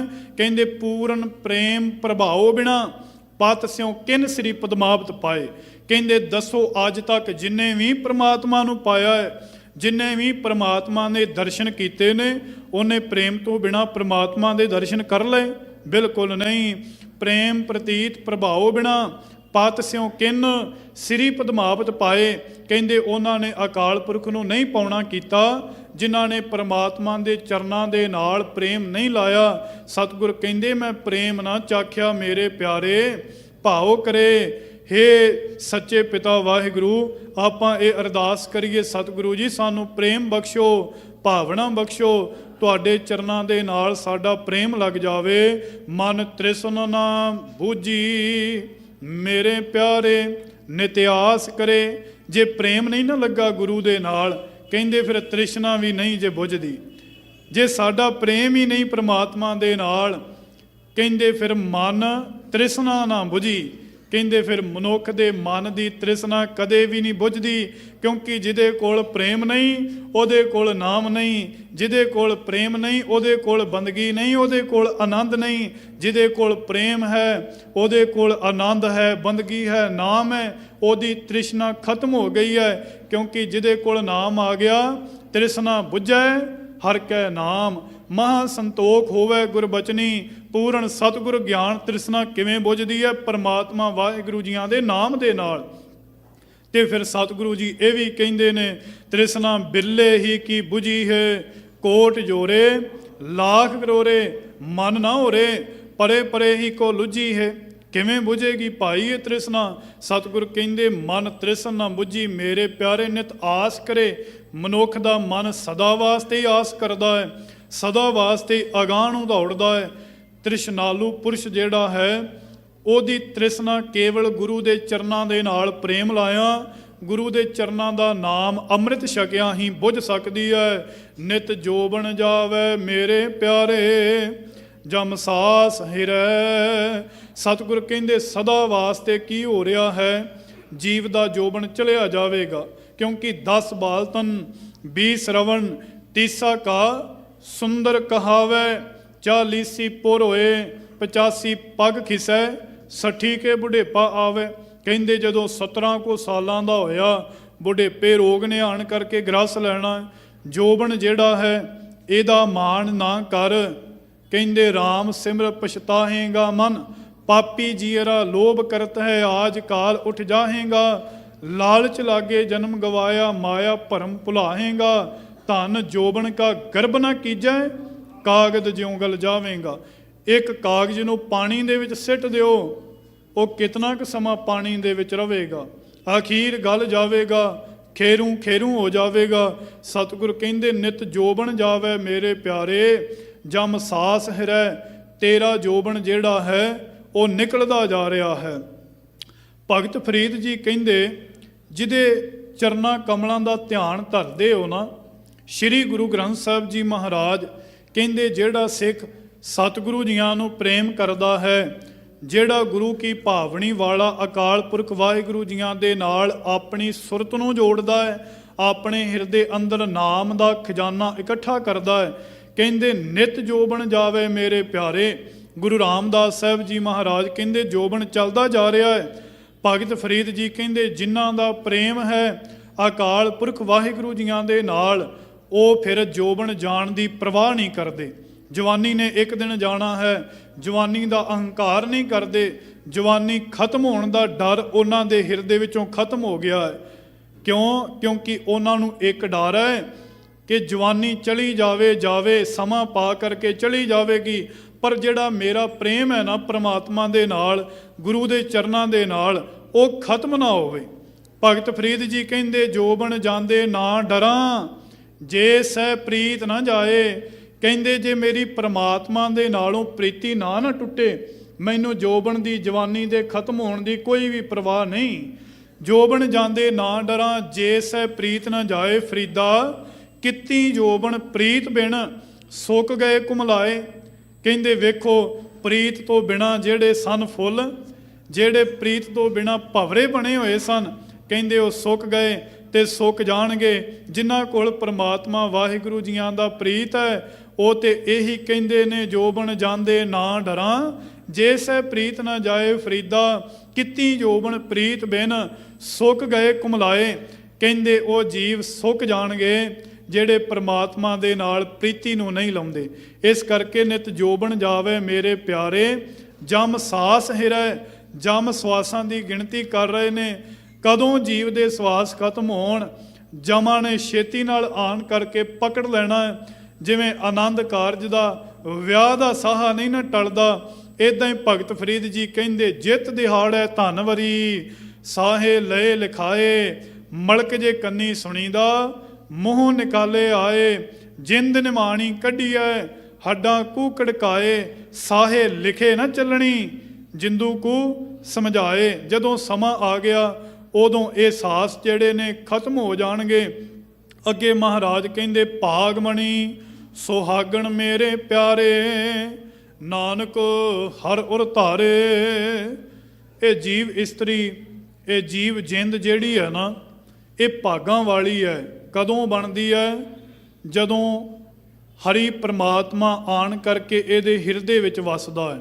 ਇਹ ਵੱਡਿਆਂ ਭਾਗਾਂ ਵਾਲੀ ਬਣ ਜਾਂਦੀ ਹੈ, ਕਿਉਂਕਿ ਭਾਗਾਂ ਦੀ ਮਣੀ ਇਹਦੇ ਸਿਰ ਦੇ ਉੱਪਰ ਹੈ। ਨਾਨਕ ਹਰ ਉਰ ਧਾਰੇ, ਜਿਨ੍ਹਾਂ ਨੇ ਆਪਣੇ ਉਸ ਹਰੀ ਪ੍ਰਮਾਤਮਾ ਵਾਹਿਗੁਰੂ ਜੀਆਂ ਨੂੰ ਹਿਰਦੇ ਵਿੱਚ ਧਾਰਿਆ ਹੋਇਆ ਹੈ, ਜਿਨੇ ਯਾਦ ਪ੍ਰਮਾਤਮਾ ਦੀ ਆਪਣੇ ਚਰਨਾਂ ਦੇ ਅੰਦਰ ਟਿਕਾਈ ਹੋਈ ਹੈ। ਪ੍ਰਮਾਤਮਾ ਦੀ ਯਾਦ ਜਿਹੜੀ ਹੈ ਉਹ ਹਿਰਦੇ ਵਿੱਚੋਂ ਜਿਨ੍ਹਾਂ ਦੇ ਨਹੀਂ ਵਿਸਰਦੀ, ਸਤਿਗੁਰ ਕਹਿੰਦੇ ਉਹ ਜੀਵ ਜਿੰਦਾਂ ਜਿਹੜੀਆਂ ਨੇ ਵਡਭਾਗਣੀਆਂ ਨੇ, ਸੁਹੱਬਤ ਵਾਲੀਆਂ ਨੇ। ਕਿਉਂਕਿ ਦਰਿਆ ਜਮਾ ਕੇ ਨਿਆਈ ਯਾਦ ਮੇ ਮੀਰਮ। ਭਾਈ ਨੰਦ ਲਾਲ ਜੀ ਪਤਾ ਕੀ ਕਹਿੰਦੇ ਨੇ? ਕਹਿੰਦੇ ਜੇਕਰ ਤੇਰੇ ਕੋਲ ਪ੍ਰਮਾਤਮਾ ਦੀ ਯਾਦ ਹੈ, ਭਾਵ ਤੂੰ ਪ੍ਰਮਾਤਮਾ ਨੂੰ ਯਾਦ ਕਰਦਾ ਹੈ, ਆਪਣੇ ਹਿਰਦੇ ਅੰਦਰ ਪ੍ਰਮਾਤਮਾ ਦੀ ਯਾਦ ਨੂੰ ਟਿਕਾਉਣਾ ਹੈ। ਕਹਿੰਦੇ ਦਰ ਆ ਜਮਾ ਕੇ ਨਿਆਈ ਯਾਦ ਮੇ ਮੀਰਮ, ਬਗੈਰ ਯਾਦ ਤੋਂ ਜੀ ਜੀਸ ਚੰਚੇ ਸ਼ੂਦ ਮਰਾ। ਤੇਰੇ ਕੋਲ ਯਾਦ ਹੈ ਪ੍ਰਮਾਤਮਾ ਦੀ, ਅਕਾਲ ਪੁਰਖ ਦੀ, ਤੇ ਕਹਿੰਦੇ ਤੇਰਾ ਜੀਵਨ ਹੈ। ਜੇ ਤੈਨੂੰ ਪ੍ਰਮਾਤਮਾ ਦੀ ਯਾਦ ਭੁੱਲ ਗਈ ਹੈ ਤੇ ਤੂੰ ਇਹ ਜਾਣ ਕੇ ਮੈਂ ਸੰਸਾਰ ਦੇ ਵਿੱਚ ਭਾਵੇਂ ਚੱਲਦਾ ਫਿਰਦਾ ਪਰ ਆਤਮਿਕ ਮੌਕੇ ਤੂੰ ਮਰਿਆ ਹੋਇਆ ਹੈ। ਕਿਉਂਕਿ ਆਪਾਂ ਸੰਧਿਆ ਵੇਲੇ ਪੜ੍ਹਦੇ ਆ ਨਾ, ਆਖਾਂ ਜੀਵਾਂ ਵਿਸਰੈ ਮਰ ਜਾਓ। ਜਿਹੜੇ ਉਹਦਾ ਨਾਮ ਲੈਂਦੇ ਨੇ, ਉਹਨੂੰ ਯਾਦ ਕਰਦੇ ਨੇ, ਉਹ ਜਿਉਂਦੇ ਨੇ, ਸਦਾ ਹੀ ਆਤਮਿਕ ਆਨੰਦ ਦੇ ਵਿੱਚ ਨੇ। ਤੇ ਵਿਸਰੈ ਮਰ ਜਾਓ, ਜਿਨ੍ਹਾਂ ਨੂੰ ਪ੍ਰਮਾਤਮਾ ਪਤੀ ਖਸਮ ਭੁੱਲ ਗਿਆ ਹੈ, ਉਹਦੀ ਯਾਦ ਭੁੱਲ ਗਈ ਹੈ, ਸਤਿਗੁਰ ਕਹਿੰਦੇ ਉਹ ਮਰੇ ਹੋਏ ਨੇ। ਕਿਉਂਕਿ ਮਰਣੰ ਵਿਸਰਣੰ ਗੋਬਿੰਦਾ ਹੈ, ਜੀਵਨੰ ਹਰ ਨਾਮ ਧਿਆਵਣੈ। ਉਹਦੇ ਨਾਮ ਧਿਆਉਣ ਦੇ ਵਿੱਚ ਜੀਵਨ ਹੈ। ਉਹਨੂੰ ਭੁੱਲ ਗਿਆ ਤੇ ਫਿਰ ਮੌਤ ਹੈ। ਸੱਜਣਾ ਇਹ ਗੱਲ ਯਾਦ ਰੱਖ, ਹਿਰਦੇ ਦੇ ਵਿੱਚ ਦਰ ਆ ਜਮਾ ਨਿਆਈ ਯਾਦ ਮੈਂ ਮੀਰਮ, ਬਗੈਰ ਯਾਦ ਤੋਂ ਜੀ ਜੀਸ਼ਤਨ ਤੇ ਸ਼ੂਦ ਮਰਾ। ਉਹਦੀ ਯਾਦ ਤੋਂ ਬਗੈਰ ਤੇ ਤੇਰੀ ਆਤਮਕ ਮੌਤ ਹੈ। ਸਤਿਗੁਰੂ ਅੱਗੇ ਕਿਰਪਾ ਕਰਦੇ ਨੇ, ਕਹਿੰਦੇ ਪਿਰ ਰਤਿਆੜੇ ਮੈਡੇ ਲੋਇਨ ਮੇਰੇ ਪਿਆਰੇ ਚਾਤ੍ਰਿਕ ਬੂੰਦ ਜਿਵੇਂ ਇੱਕ ਪਪੀਹਾ ਜਿਹੜਾ ਸਵਾਂਤੀ ਬੂੰਦ ਦਾ ਧਿਆਨ ਟਿਕਾਉਂਦਾ ਹੈ ਔਰ ਸਵਾਂਤੀ ਬੂੰਦ ਦੀ ਤਰਾਂਗ ਰੱਖਦਾ ਹੈ, ਕਹਿੰਦੇ ਇਸੇ ਤਰ੍ਹਾਂ ਹੁਣ ਮੇਰੇ ਜਿਹੜੇ ਇਹ ਨੈਣ ਨੇ ਪਿਰ ਰਤਿਆੜੇ ਮੈਡੇ ਲੋਏ ਨਾ। ਤੇ ਸਤਿਗੁਰੂ ਜੀਆਂ ਦੀ ਪਾਵਨ ਪਵਿੱਤਰ ਗੁਰਬਾਣੀ ਦਾ ਇਹ ਫਰਮਾਨ ਹੈ, ਹੇ ਮੇਰੇ ਪਿਆਰੇ ਮੇਰੀਆਂ ਅੱਖਾਂ ਜਿਹੜੀਆਂ ਨੇ ਪ੍ਰਮਾਤਮਾ ਦੇ ਦਰਸ਼ਨਾਂ ਦੇ ਵਿੱਚ ਮਸਤ ਨੇ। ਕਿਉਂ ਮਸਤ ਨੇ? ਜਿਨੇ ਪ੍ਰੇਮ ਲਾਇਆ ਹੈ ਉਹ ਫਿਰ ਇਹ ਪੜ੍ਹਦੇ ਨੇ, ਇਹ ਨੇਤਰੋ ਮੇਰੇ ਹੋ ਹਰ ਤੁਮ ਮੈਂ ਜੋਤ ਧਰੀ ਹਰ ਬਿਨ ਅਵਰ ਨਾ ਨਦਰੀ ਹਰ ਨਿਹਾਲਿਆ। ਇਹ ਵਿਸ ਸੰਸਾਰ ਤੁਮ ਦੇਖਦੇ ਇਹ ਹਰ ਕਾ ਰੂਪ ਹੈ ਹਰ ਰੂਪ ਨਦਰੀ ਆਇਆ। ਸਤਿਗੁਰ ਕਹਿੰਦੇ ਇਹ ਨੇਤਰ ਭਲੇ ਨੇ ਜਿਨ੍ਹਾਂ ਨੇਤਰਾਂ ਦੇ ਨਾਲ ਪਰਮਾਤਮਾ ਦਾ ਦਰਸ਼ਨ ਕੀਤਾ ਜਾਂਦਾ ਹੈ। ਇਹ ਚਰਨ ਕਮਲ ਭਲੇ ਨੇ, ਇਹ ਨੇਤਰ ਭਲੇ, ਹਸਤ ਭਲੇ ਨੇ, ਇਹ ਸਰੀਰ ਭਲਾ ਹੈ ਜਿਨ੍ਹਾਂ ਨਾਲ ਗੁਰੂ ਦੇ ਦਰਸ਼ਨ ਹੁੰਦੇ ਨੇ। ਸਤਿਗੁਰ ਕਹਿੰਦੇ ਪਿਰ ਰਤਿਆੜੇ ਮੈਡੇ ਲੋਇਣ ਮੇਰੇ ਪਿਆਰੇ, ਇਹ ਜਿਹੜੀਆਂ ਮੇਰੀਆਂ ਅੱਖਾਂ ਨੇ, ਲੋਇਣ ਤੋਂ ਭਾਵ ਅੱਖਾਂ ਨੇਤਰ, ਕਹਿੰਦੇ ਇਹ ਪ੍ਰਮਾਤਮਾ ਦੇ ਦਰਸ਼ਨਾਂ ਦੇ ਵਿੱਚ ਮਸਤ ਨੇ। ਕਿਵੇਂ ਮਸਤ ਨੇ? ਚਾਤ੍ਰਿਕ ਬੂੰਦ ਜਿਵੇਂ ਪਪੀਹਾ ਜਿਹੜਾ ਹੈ ਸਵਾਂਤੀ ਬੂੰਦ ਦੇ ਵਾਸਤੇ ਤਰਸਦਾ ਹੈ। ਤੇ ਸਤਿਗੁਰੂ ਸ੍ਰੀ ਗੁਰੂ ਗ੍ਰੰਥ ਸਾਹਿਬ ਜੀ ਮਹਾਰਾਜ ਕਹਿੰਦੇ ਜਿਹੜੀਆਂ ਅੱਖਾਂ ਪਰਮਾਤਮਾ ਦੇ ਦਰਸ਼ਨਾਂ ਦੇ ਵਾਸਤੇ ਆਪਾਂ ਕਹਿ ਲਈਏ ਕਿ ਆਸ ਰੱਖਣ, ਤਰਾਂਗ ਰੱਖਣ, ਕਹਿੰਦੇ ਉਹ ਅੱਖਾਂ ਦੁਨੀਆਦਾਰੀਆਂ ਦੀਆਂ ਅੱਖਾਂ ਦੇ ਨਾਲੋਂ ਬੜੀਆਂ ਅਲੱਗ ਨੇ। ਜਿਹੜੇ ਪੈਰ ਚੱਲ ਕਰਕੇ ਗੁਰੂ ਦੀ ਸ਼ਰਨ ਦੇ ਵਿੱਚ ਆਉਂਦੇ ਨੇ ਉਹ ਹੋਰਨਾਂ ਪੈਰਾਂ ਦੇ ਨਾਲੋਂ ਵੀ ਵੱਖਰੇ ਨੇ। ਜਿਹੜੇ ਹਸਤ ਗੁਰੂ ਦੀ ਕਿਰਪਾ ਸਦਕਾ ਗੁਰੂ ਘਰ ਦੀ ਸੇਵਾ ਕਰਦੇ ਨੇ, ਕਹਿੰਦੇ ਉਹ ਹਸਤ ਦੁਨੀਆ ਦੇ ਲੋਕਾਂ ਦੇ ਨਾਲੋਂ ਵੱਖਰੇ ਨੇ। ਇਹ ਨੇਤਰ ਕਿਵੇਂ ਵੱਖਰੇ ਨੇ? ਸਤਿਗੁਰੂ ਕਹਿੰਦੇ ਲੋਏ ਨਲੋਈ ਡਿਠ ਪਿਆਸ ਨਾ ਬੁੱਝੈ ਮੂੰਹ ਘਣੀ ਨਾਨਕ ਸੇ ਅੱਖੜੀਆਂ ਬਿਆਨ ਜਿੰਨੀ ਡਸੰਦੋ ਮਾਂ ਪ੍ਰੀ। ਕਹਿੰਦੇ ਉਹ ਅੱਖਾਂ ਹੀ ਵੱਖਰੀਆਂ ਨੇ ਜਿਨ੍ਹਾਂ ਅੱਖਾਂ ਦੇ ਨਾਲ ਗੁਰੂ ਦਾ ਦਰਸ਼ਨ ਦੀਦਾਰ ਹੋਵੇ। ਦੁਨੀਆਦਾਰੀ ਦੇ ਅੱਖਾਂ ਨਾਲੋਂ ਉਹ ਅੱਖਾਂ ਜਿਹੜੀਆਂ ਨੇ ਸੋਭਨੀਕ ਨੇ, ਪਵਿੱਤਰ ਨੇ, ਜਿਨ੍ਹਾਂ ਅੱਖਾਂ ਦੇ ਨਾਲ ਗੁਰੂ ਦਾ ਦੀਦਾਰ ਹੁੰਦਾ ਹੈ। ਸਤਿਗੁਰੂ ਕਹਿੰਦੇ ਮਨ ਸੀਤਲ ਹੋਆ ਮੇਰੇ ਪਿਆਰੇ ਹਰ ਬੂੰਦ ਪੀਵੈ। ਜਦੋਂ ਇਹ ਮਨ ਜਿਹੜਾ ਹੈ ਅਖੀਰ ਦੇ ਵਿੱਚ ਫਿਰ ਬਚਨ ਉਹਨਾਂ ਉਹੀ ਕੀਤਾ ਨਾ, ਮੇਰੇ ਮਨ ਪ੍ਰਦੇਸੀ ਵੇ ਪਿਆਰੇ ਆਓ ਘਰੇ। ਜੇ ਤੂੰ ਘਰ ਦੇ ਵਿੱਚ ਆ ਗਿਆ ਤੈਨੂੰ ਨਾਮ ਜਲ ਪੀਣ ਦੀ ਤਰਾਂਗ ਉੱਠ ਪਵੇਗੀ। ਜੇ ਤੂੰ ਆਪਣੇ ਨਿਜ ਸਰੂਪ ਦੇ ਵਿੱਚ ਟਿਕਿਆ ਹੈ ਤੇ ਨਾਮ ਜਲ ਜਿਹੜਾ ਹੈ ਗੁਰੂ ਤੈਨੂੰ ਬਖਸ਼ ਵੀ ਦੇਵੇਗਾ। ਮਨ ਸੀਤਲ ਹੋਆ ਮੇਰੇ ਪਿਆਰੇ ਹਰ ਬੂੰਦ ਪੀਵੈ। ਜਦੋਂ ਪ੍ਰਮਾਤਮਾ ਦੇ ਨਾਮ ਜਲ ਦੀ ਬੂੰਦ ਨੂੰ ਚੱਖਦਾ ਹੈ ਨਾ, ਉਦੋਂ ਫਿਰ ਇਹ ਮਨ ਜਿਹੜਾ ਹੈ ਇਹ ਫਿਰ ਸੀਤਲ ਹੋ ਜਾਂਦਾ ਹੈ, ਪਵਿੱਤਰ ਹੋ ਜਾਂਦਾ ਹੈ। ਤੇ ਅੱਗੇ ਮਹਾਰਾਜ ਕਹਿੰਦੇ ਤਨ ਬਿਰਹੋ ਜਗਾਵੇ ਮੇਰੇ ਪਿਆਰੇ ਨੀਂਦ ਨਾ ਪਵੇ ਕਿਵੈ। ਫਿਰ ਕਹਿੰਦੇ ਨਾਮ ਪੀਣ ਦੀ ਤਰਾਂਗ ਉੱਠੀ, ਪਰਮਾਤਮਾ ਦੇ ਨਾਲ ਪ੍ਰੇਮ ਲਾਉਣ ਦੀ ਤਰਾਂਗ ਉੱਠੀ, ਗੁਰੂ ਦੇ ਦਰਸ਼ਨਾਂ ਦੀ ਤਰਾਂਗ ਉੱਠੀ। ਤੇ ਕੀ ਹੋਇਆ? ਤਨ ਬਿਰਹੋ ਜਗਾਵੇ ਮੇਰੇ ਪਿਆਰੇ ਨੀਂਦ ਨਾ ਪਵੇ ਕਵੇ। ਕਹਿੰਦੇ ਫਿਰ ਬਿਰਹਾ ਜਿਹੜਾ ਸਰੀਰ ਦੇ ਵਿੱਚ ਉਪਜਿਆ, ਵਿਛੋੜੇ ਦਾ ਦਰਦ ਜਿਹੜਾ ਹੈ ਉਹ ਮਹਿਸੂਸ ਹੋਣ ਲੱਗਾ ਕਿ ਸਤਿਗੁਰੂ ਮੈਂ ਤੇਰੇ ਕੋਲੋਂ ਵਿਛੜਿਆ ਹੋਇਆ ਹਾਂ, ਕਿਰਪਾ ਕਰ ਮੈਨੂੰ ਬਖਸ਼ ਕਰਕੇ ਮੇਰੇ ਵਿਕਾਰਾਂ ਨੂੰ ਠੱਲ ਪਾ ਕਰਕੇ, ਜਾਂ ਆਪਾਂ ਕਹਿ ਲਈਏ ਜਿਤਨੀਆਂ ਵੀ ਜਨਮਾਂ ਕਰਮਾਂ ਦੇ ਕਰਮ ਨੇ ਉਹਨਾਂ ਨੂੰ ਬਖਸ਼ ਕਰਕੇ ਹੁਣ ਮੈਨੂੰ ਆਪਣੇ ਚਰਨਾਂ ਦੇ ਨਾਲ ਜੋੜ। ਜਦੋਂ ਵਿਛੋੜੇ ਦਾ ਸੱਲ ਪ੍ਰਾਪਤ ਹੁੰਦਾ ਹੈ, ਪੈਦਾ ਹੁੰਦਾ ਹੈ ਨਾ ਸਾਧ ਸੰਗਤ, ਉਦੋਂ ਅਸਲ ਦੇ ਵਿੱਚ ਪਰਮਾਤਮਾ ਯਾਦ ਆਉਂਦਾ ਹੈ। ਤੇ ਭਗਤ ਫਰੀਦ ਜੀ ਕਹਿੰਦੇ ਵਿਛੋੜਾ ਕੀ ਹੈ? ਕਹਿੰਦੇ ਬਿਰਹਾ ਬਿਰਹਾ ਆਖੀਐ ਬਿਰਹਾ ਤੂੰ ਸੁਲਤਾਨ। ਕਹਿੰਦੇ ਤੂੰ ਸੁਲਤਾਨ ਹੈ ਹੇ ਵਿਛੋੜੇ ਜਿਹਦੇ ਹਿਰਦੇ ਵਿੱਚ ਵਿਛੋੜਾ ਹੀ ਨਹੀਂ। ਭਗਤ ਫਰੀਦ ਜੀ ਕਹਿੰਦੇ ਬਿਰਹਾ ਬਿਰਹਾ ਆਖੀਐ ਬਿਰਹਾ ਤੂੰ ਸੁਲਤਾਨ ਜਿਤ ਤਨ ਬਿਰਹੋ ਨਾ ਉਪਜੈ ਸੋ ਤਨ ਜਾਣ ਮਸਾਨ। ਜਿਹਦੇ ਹਿਰਦੇ ਵਿੱਚ ਪਰਮਾਤਮਾ ਵਾਸਤੇ ਵਿਛੋੜੇ ਦਾ ਸੱਲ ਨਹੀਂ ਨਾ ਪੈਦਾ ਹੁੰਦਾ, ਕਹਿੰਦੇ ਉਹ ਜਿਹੜਾ ਹਿਰਦਾ ਹੈ ਉਹ ਇਵੇਂ ਮੜੀ ਤੇ ਮੱਟ ਦੇ ਵਾਂਗ ਹੈ, ਉਹ ਇੱਕ ਮਸਾਨ ਦੇ ਵਾਂਗ ਹੈ। ਜਿਤ ਤਨ ਬਿਰਹੋ ਨਾ ਉਪਜੈ ਸੋ ਤਨ ਜਾਣ ਮਸਾਨ।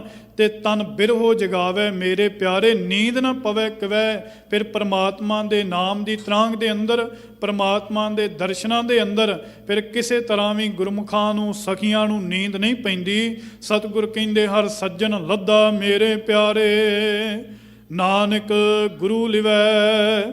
ਜਦੋਂ ਗੁਰੂ ਦੀ ਬਖਸ਼ੀ ਲਗਨ ਤੇ ਬਰਕਤ ਦੇ ਨਾਲ ਉਸ ਪਰਮਾਤਮਾ ਵਾਹਿਗੁਰੂ ਜੀਆਂ ਦੀ ਕਿਰਪਾ ਦੇ ਸਦਕਾ ਆਪਣੇ ਅੰਦਰ ਹੀ ਗੁਰੂ ਨੇ ਇਤਨੀ ਵੱਡੀ ਦਇਆ ਕੀਤੀ ਕਿ ਉਸ ਪਰਮਾਤਮਾ ਖਸਮ ਨੂੰ ਲੱਭ ਲਿਆ। ਕਿਵੇਂ? ਨਾਨਕ ਗੁਰੂ ਲਿਵੈ। ਗੁਰੂ ਦੀ ਸੁਰਤ ਦੇ ਸਦਕਾ, ਗੁਰੂ ਦੀ ਕਿਰਪਾ ਦੇ ਸਦਕਾ, ਗੁਰੂ ਦੀ ਲਗਨ ਦੇ ਸਦਕਾ ਉਸ ਪਰਮਾਤਮਾ ਨੂੰ ਹਰ ਸੱਜਣ ਲੱਦਾ। ਸੱਜਣ ਖਸਮ ਪਰਮਾਤਮਾ ਵਾਹਿਗੁਰੂ ਜੀਆਂ ਨੂੰ ਲੱਭ ਲਿਆ। ਇਹ ਤਿੰਨ ਬੰਦਾਂ ਦੀ ਵਿਆਖਿਆ ਕਰਦਿਆਂ ਹੋਈਆਂ ਭੁੱਲਾਂ ਦੀ ਮੁਆਫੀ ਜੋ ਅੱਜ ਪਾਵਨ ਪਵਿੱਤਰ ਦਿਹਾੜੇ ਨੇ, ਸਤਿਗੁਰੂ ਜੀਆਂ ਦੀ ਕਿਰਪਾ ਦੇ ਸਦਕਾ ਆਪ ਸੰਸਾਰ ਭਰ ਦੇ ਅੰਦਰ ਇਹ ਦਰਸ਼ਨ ਮੇਲੇ ਕਰ ਰਹੇ ਹੋ। ਨਨਕਾਣਾ ਸਾਹਿਬ ਦਾ ਸਾਕਾ ਔਰ ਦੂਜੇ ਪਾਸੇ 100 ਸਾਲਾ ਸ਼ਤਾਬਦੀ ਗੰਗਸਰ ਜੈਤੋਂ ਦਾ ਮੋਰਚਾ। ਸਾਧ ਸੰਗਤ ਜੀ, ਜਿਸ ਵੇਲੇ ਗੰਗਸਰ ਜੈਤੋਂ ਦਾ ਮੋਰਚਾ ਲੱਗਾ ਜਾਂ ਨਨਕਾਣਾ ਸਾਹਿਬ ਦਾ ਸਾਕਾ ਵਾਪਰਿਆ, ਕੀ ਕਾਰਨ ਸਨ? ਮਹੰਤਾਂ ਦੇ ਕੋਲ ਗੁਰਦੁਆਰੇ ਸਾਹਿਬਾਂ ਦਾ ਪ੍ਰਬੰਧ ਆ ਗਿਆ। ਮਹੰਤਾਂ ਨੇ ਗੁਰੂ ਧਾਮਾਂ ਨੂੰ ਆਪਣੀ ਜੱਦੀ ਪੁਰਸ਼ੀ ਜਾਇਦਾਦ ਸਮਝਣ ਲੱਗਣ ਲੱਗ ਪਏ, ਕਿਉਂਕਿ ਜਦੋਂ ਗੁਰੂ ਧਾਮ ਦੀ ਜਾਇਦਾਦ ਕੋਈ ਆਪਣੀ ਸਮਝਦਾ ਹੈ ਜਾਂ ਸਰਲ ਜੇ ਇਹਦੇ ਅਰਥ ਹੋਣ ਕਿ ਜਦੋਂ ਗੁਰੂ ਧਾਮਾਂ ਦੇ ਉੱਪਰ ਬੈਠ ਕਰਕੇ ਐਸੇ ਰਾਜੇ ਜਾਂ ਗੁਰੂ ਧਾਮਾਂ ਦੇ ਉੱਪਰ ਬੈਠਣ ਵਾਲਾ ਜਿਹੜਾ ਆਗੂ ਹੈ ਉਹ ਗਲਤ ਹੋ ਜਾਵੇ, ਉਦੋਂ ਜਿਹੜੀਆਂ ਧਾਰਮਿਕ ਕੌਮਾਂ ਨੇ ਉਹ ਥੱਲੇ ਵੱਲ ਨੂੰ ਡਿੱਗਣ ਲੱਗਦੀਆਂ ਨੇ।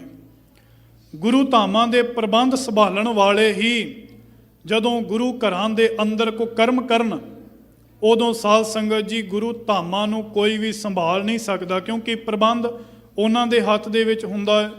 ਨਨਕਾਣਾ ਸਾਹਿਬ ਦਾ ਸਾਕਾ ਵਾਪਰਿਆ 1921 ਨੂੰ। ਆਪ ਸਰਬੱਤ ਸੰਗਤਾਂ ਜਾਣਦੇ ਹੋ 12 ਫਰਵਰੀ 1921 ਨੂੰ ਇਹ ਸਾਕਾ ਵਾਪਰਿਆ। ਆਪ ਭਲੀ ਪ੍ਰਕਾਰ ਜਾਣਦੇ ਹੋ ਮਹੰਤ ਨਰਾਇਣ ਦਾਸ, ਜਿਹਨੂੰ ਸਿੱਖ ਪੰਥ ਨੇ ਨਰਾਇਣੂ ਮਹੰਤ ਨਾਂ ਦੇ ਨਾਲ ਜਨਾਇਆ। ਇਸ ਨਰਾਇਣੂ ਮਹੰਤ ਨੇ ਕੀ ਕੀਤਾ ਕਿ ਨਨਕਾਣਾ ਸਾਹਿਬ ਜਿਸ ਧਰਤੀ ਦੇ ਅੰਦਰ ਅੰਮ੍ਰਿਤ ਰੂਪੀ ਬਾਣੀ ਦੀ ਆਵਾਜ਼ ਆਉਂਦੀ ਹੈ, ਗੁਰੂ ਨਾਨਕ ਦੇਵ ਸਾਹਿਬ ਜੀ ਮਹਾਰਾਜ ਜੀਆਂ ਦੀ ਉਹ ਪਾਵਨ ਪਵਿੱਤਰ ਧਰਤੀ, ਜਿਸ ਧਰਤੀ ਦੇ ਵਿੱਚੋਂ ਮੁਰਦੇ ਵੀ ਸੁਰਜੀਤ ਹੁੰਦੇ ਨੇ ਸਤਿਗੁਰੂ ਜੀਆਂ ਦੀ ਪਾਵਨ ਗੁਰਬਾਣੀ ਦੇ ਸਦਕਾ, ਇੱਥੇ ਕਾਬਜ ਨਰਾਇਣੂ ਮਹੰਤ ਨੇ ਕੀ ਕੀਤਾ? ਇੱਥੇ ਕੰਜਰੀਆਂ ਦਾ ਨਾਚ ਵੀ ਕਰਵਾਇਆ। ਇੱਥੇ ਨਰਾਇਣੂ ਮਹੰਤ ਨੇ ਕੀ ਕੀਤਾ? 13 ਸਾਲ ਦੀ ਬੱਚੀ ਦੇ ਨਾਲ ਬਲਾਤਕਾਰ ਵੀ ਕੀਤਾ।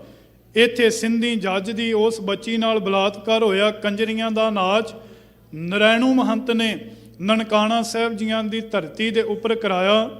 ਔਰ ਇੱਥੋਂ ਸਾਧ ਸੰਗਤ ਜੀ, ਮੈਂ ਜ਼ਿਆਦਾ ਕਿਉਂਕਿ ਨਨਕਾਣਾ ਸਾਹਿਬ ਦਾ ਸਾਕਾ ਤੇ ਗੰਗਸਰ ਜੈਤੋਂ ਦਾ ਮੋਰਚਾ, ਭਾਈ ਲਛਮਣ ਸਿੰਘ ਜੀ ਧਾਰੋਵਾਲ ਜਦੋਂ ਇਸ ਸਿੱਖੀ ਸੁਧਾਰ ਲਹਿਰ ਨੂੰ ਚਲਾਇਆ, ਭਾਈ ਲਛਮਣ ਸਿੰਘ ਧਾਰੋਵਾਲ ਜੀਆਂ ਨੇ ਅਰਦਾਸ ਕੀਤੀ। ਅਰਦਾਸ ਕਰਕੇ ਭਾਈ ਲਛਮਣ ਸਿੰਘ ਜੀ ਧਾਰੋਵਾਲ ਤਿਨਾਂ ਦੇ ਮਾਤਾ ਜੀਆਂ ਨੇ ਅਰਦਾਸ ਕੀਤੀ ਕਿ ਸਤਿਗੁਰੂ ਅਕਾਲ ਪੁਰਖ ਵਾਹਿਗੁਰੂ ਜੀ ਕਿਰਪਾ ਕਰੋ, ਇਹ ਜਿਹੜੇ ਨਰਾਇਣੂ ਮਹੰਤ ਹੈ ਜਾਂ ਇਹ ਗੁੰਡਿਆਂ ਦਾ ਜਿੰਨਾ ਵੀ ਕਬਜ਼ਾ ਹੈ ਗੁਰੂ ਧਾਮਾਂ ਦੇ ਉੱਪਰ, ਇਹਨਾਂ ਕਾਬਜ਼ਾਂ ਤੋਂ ਕਬਜ਼ਾ ਜਿਹੜਾ ਉਹ ਛੁਡਾਇਆ ਜਾਵੇ।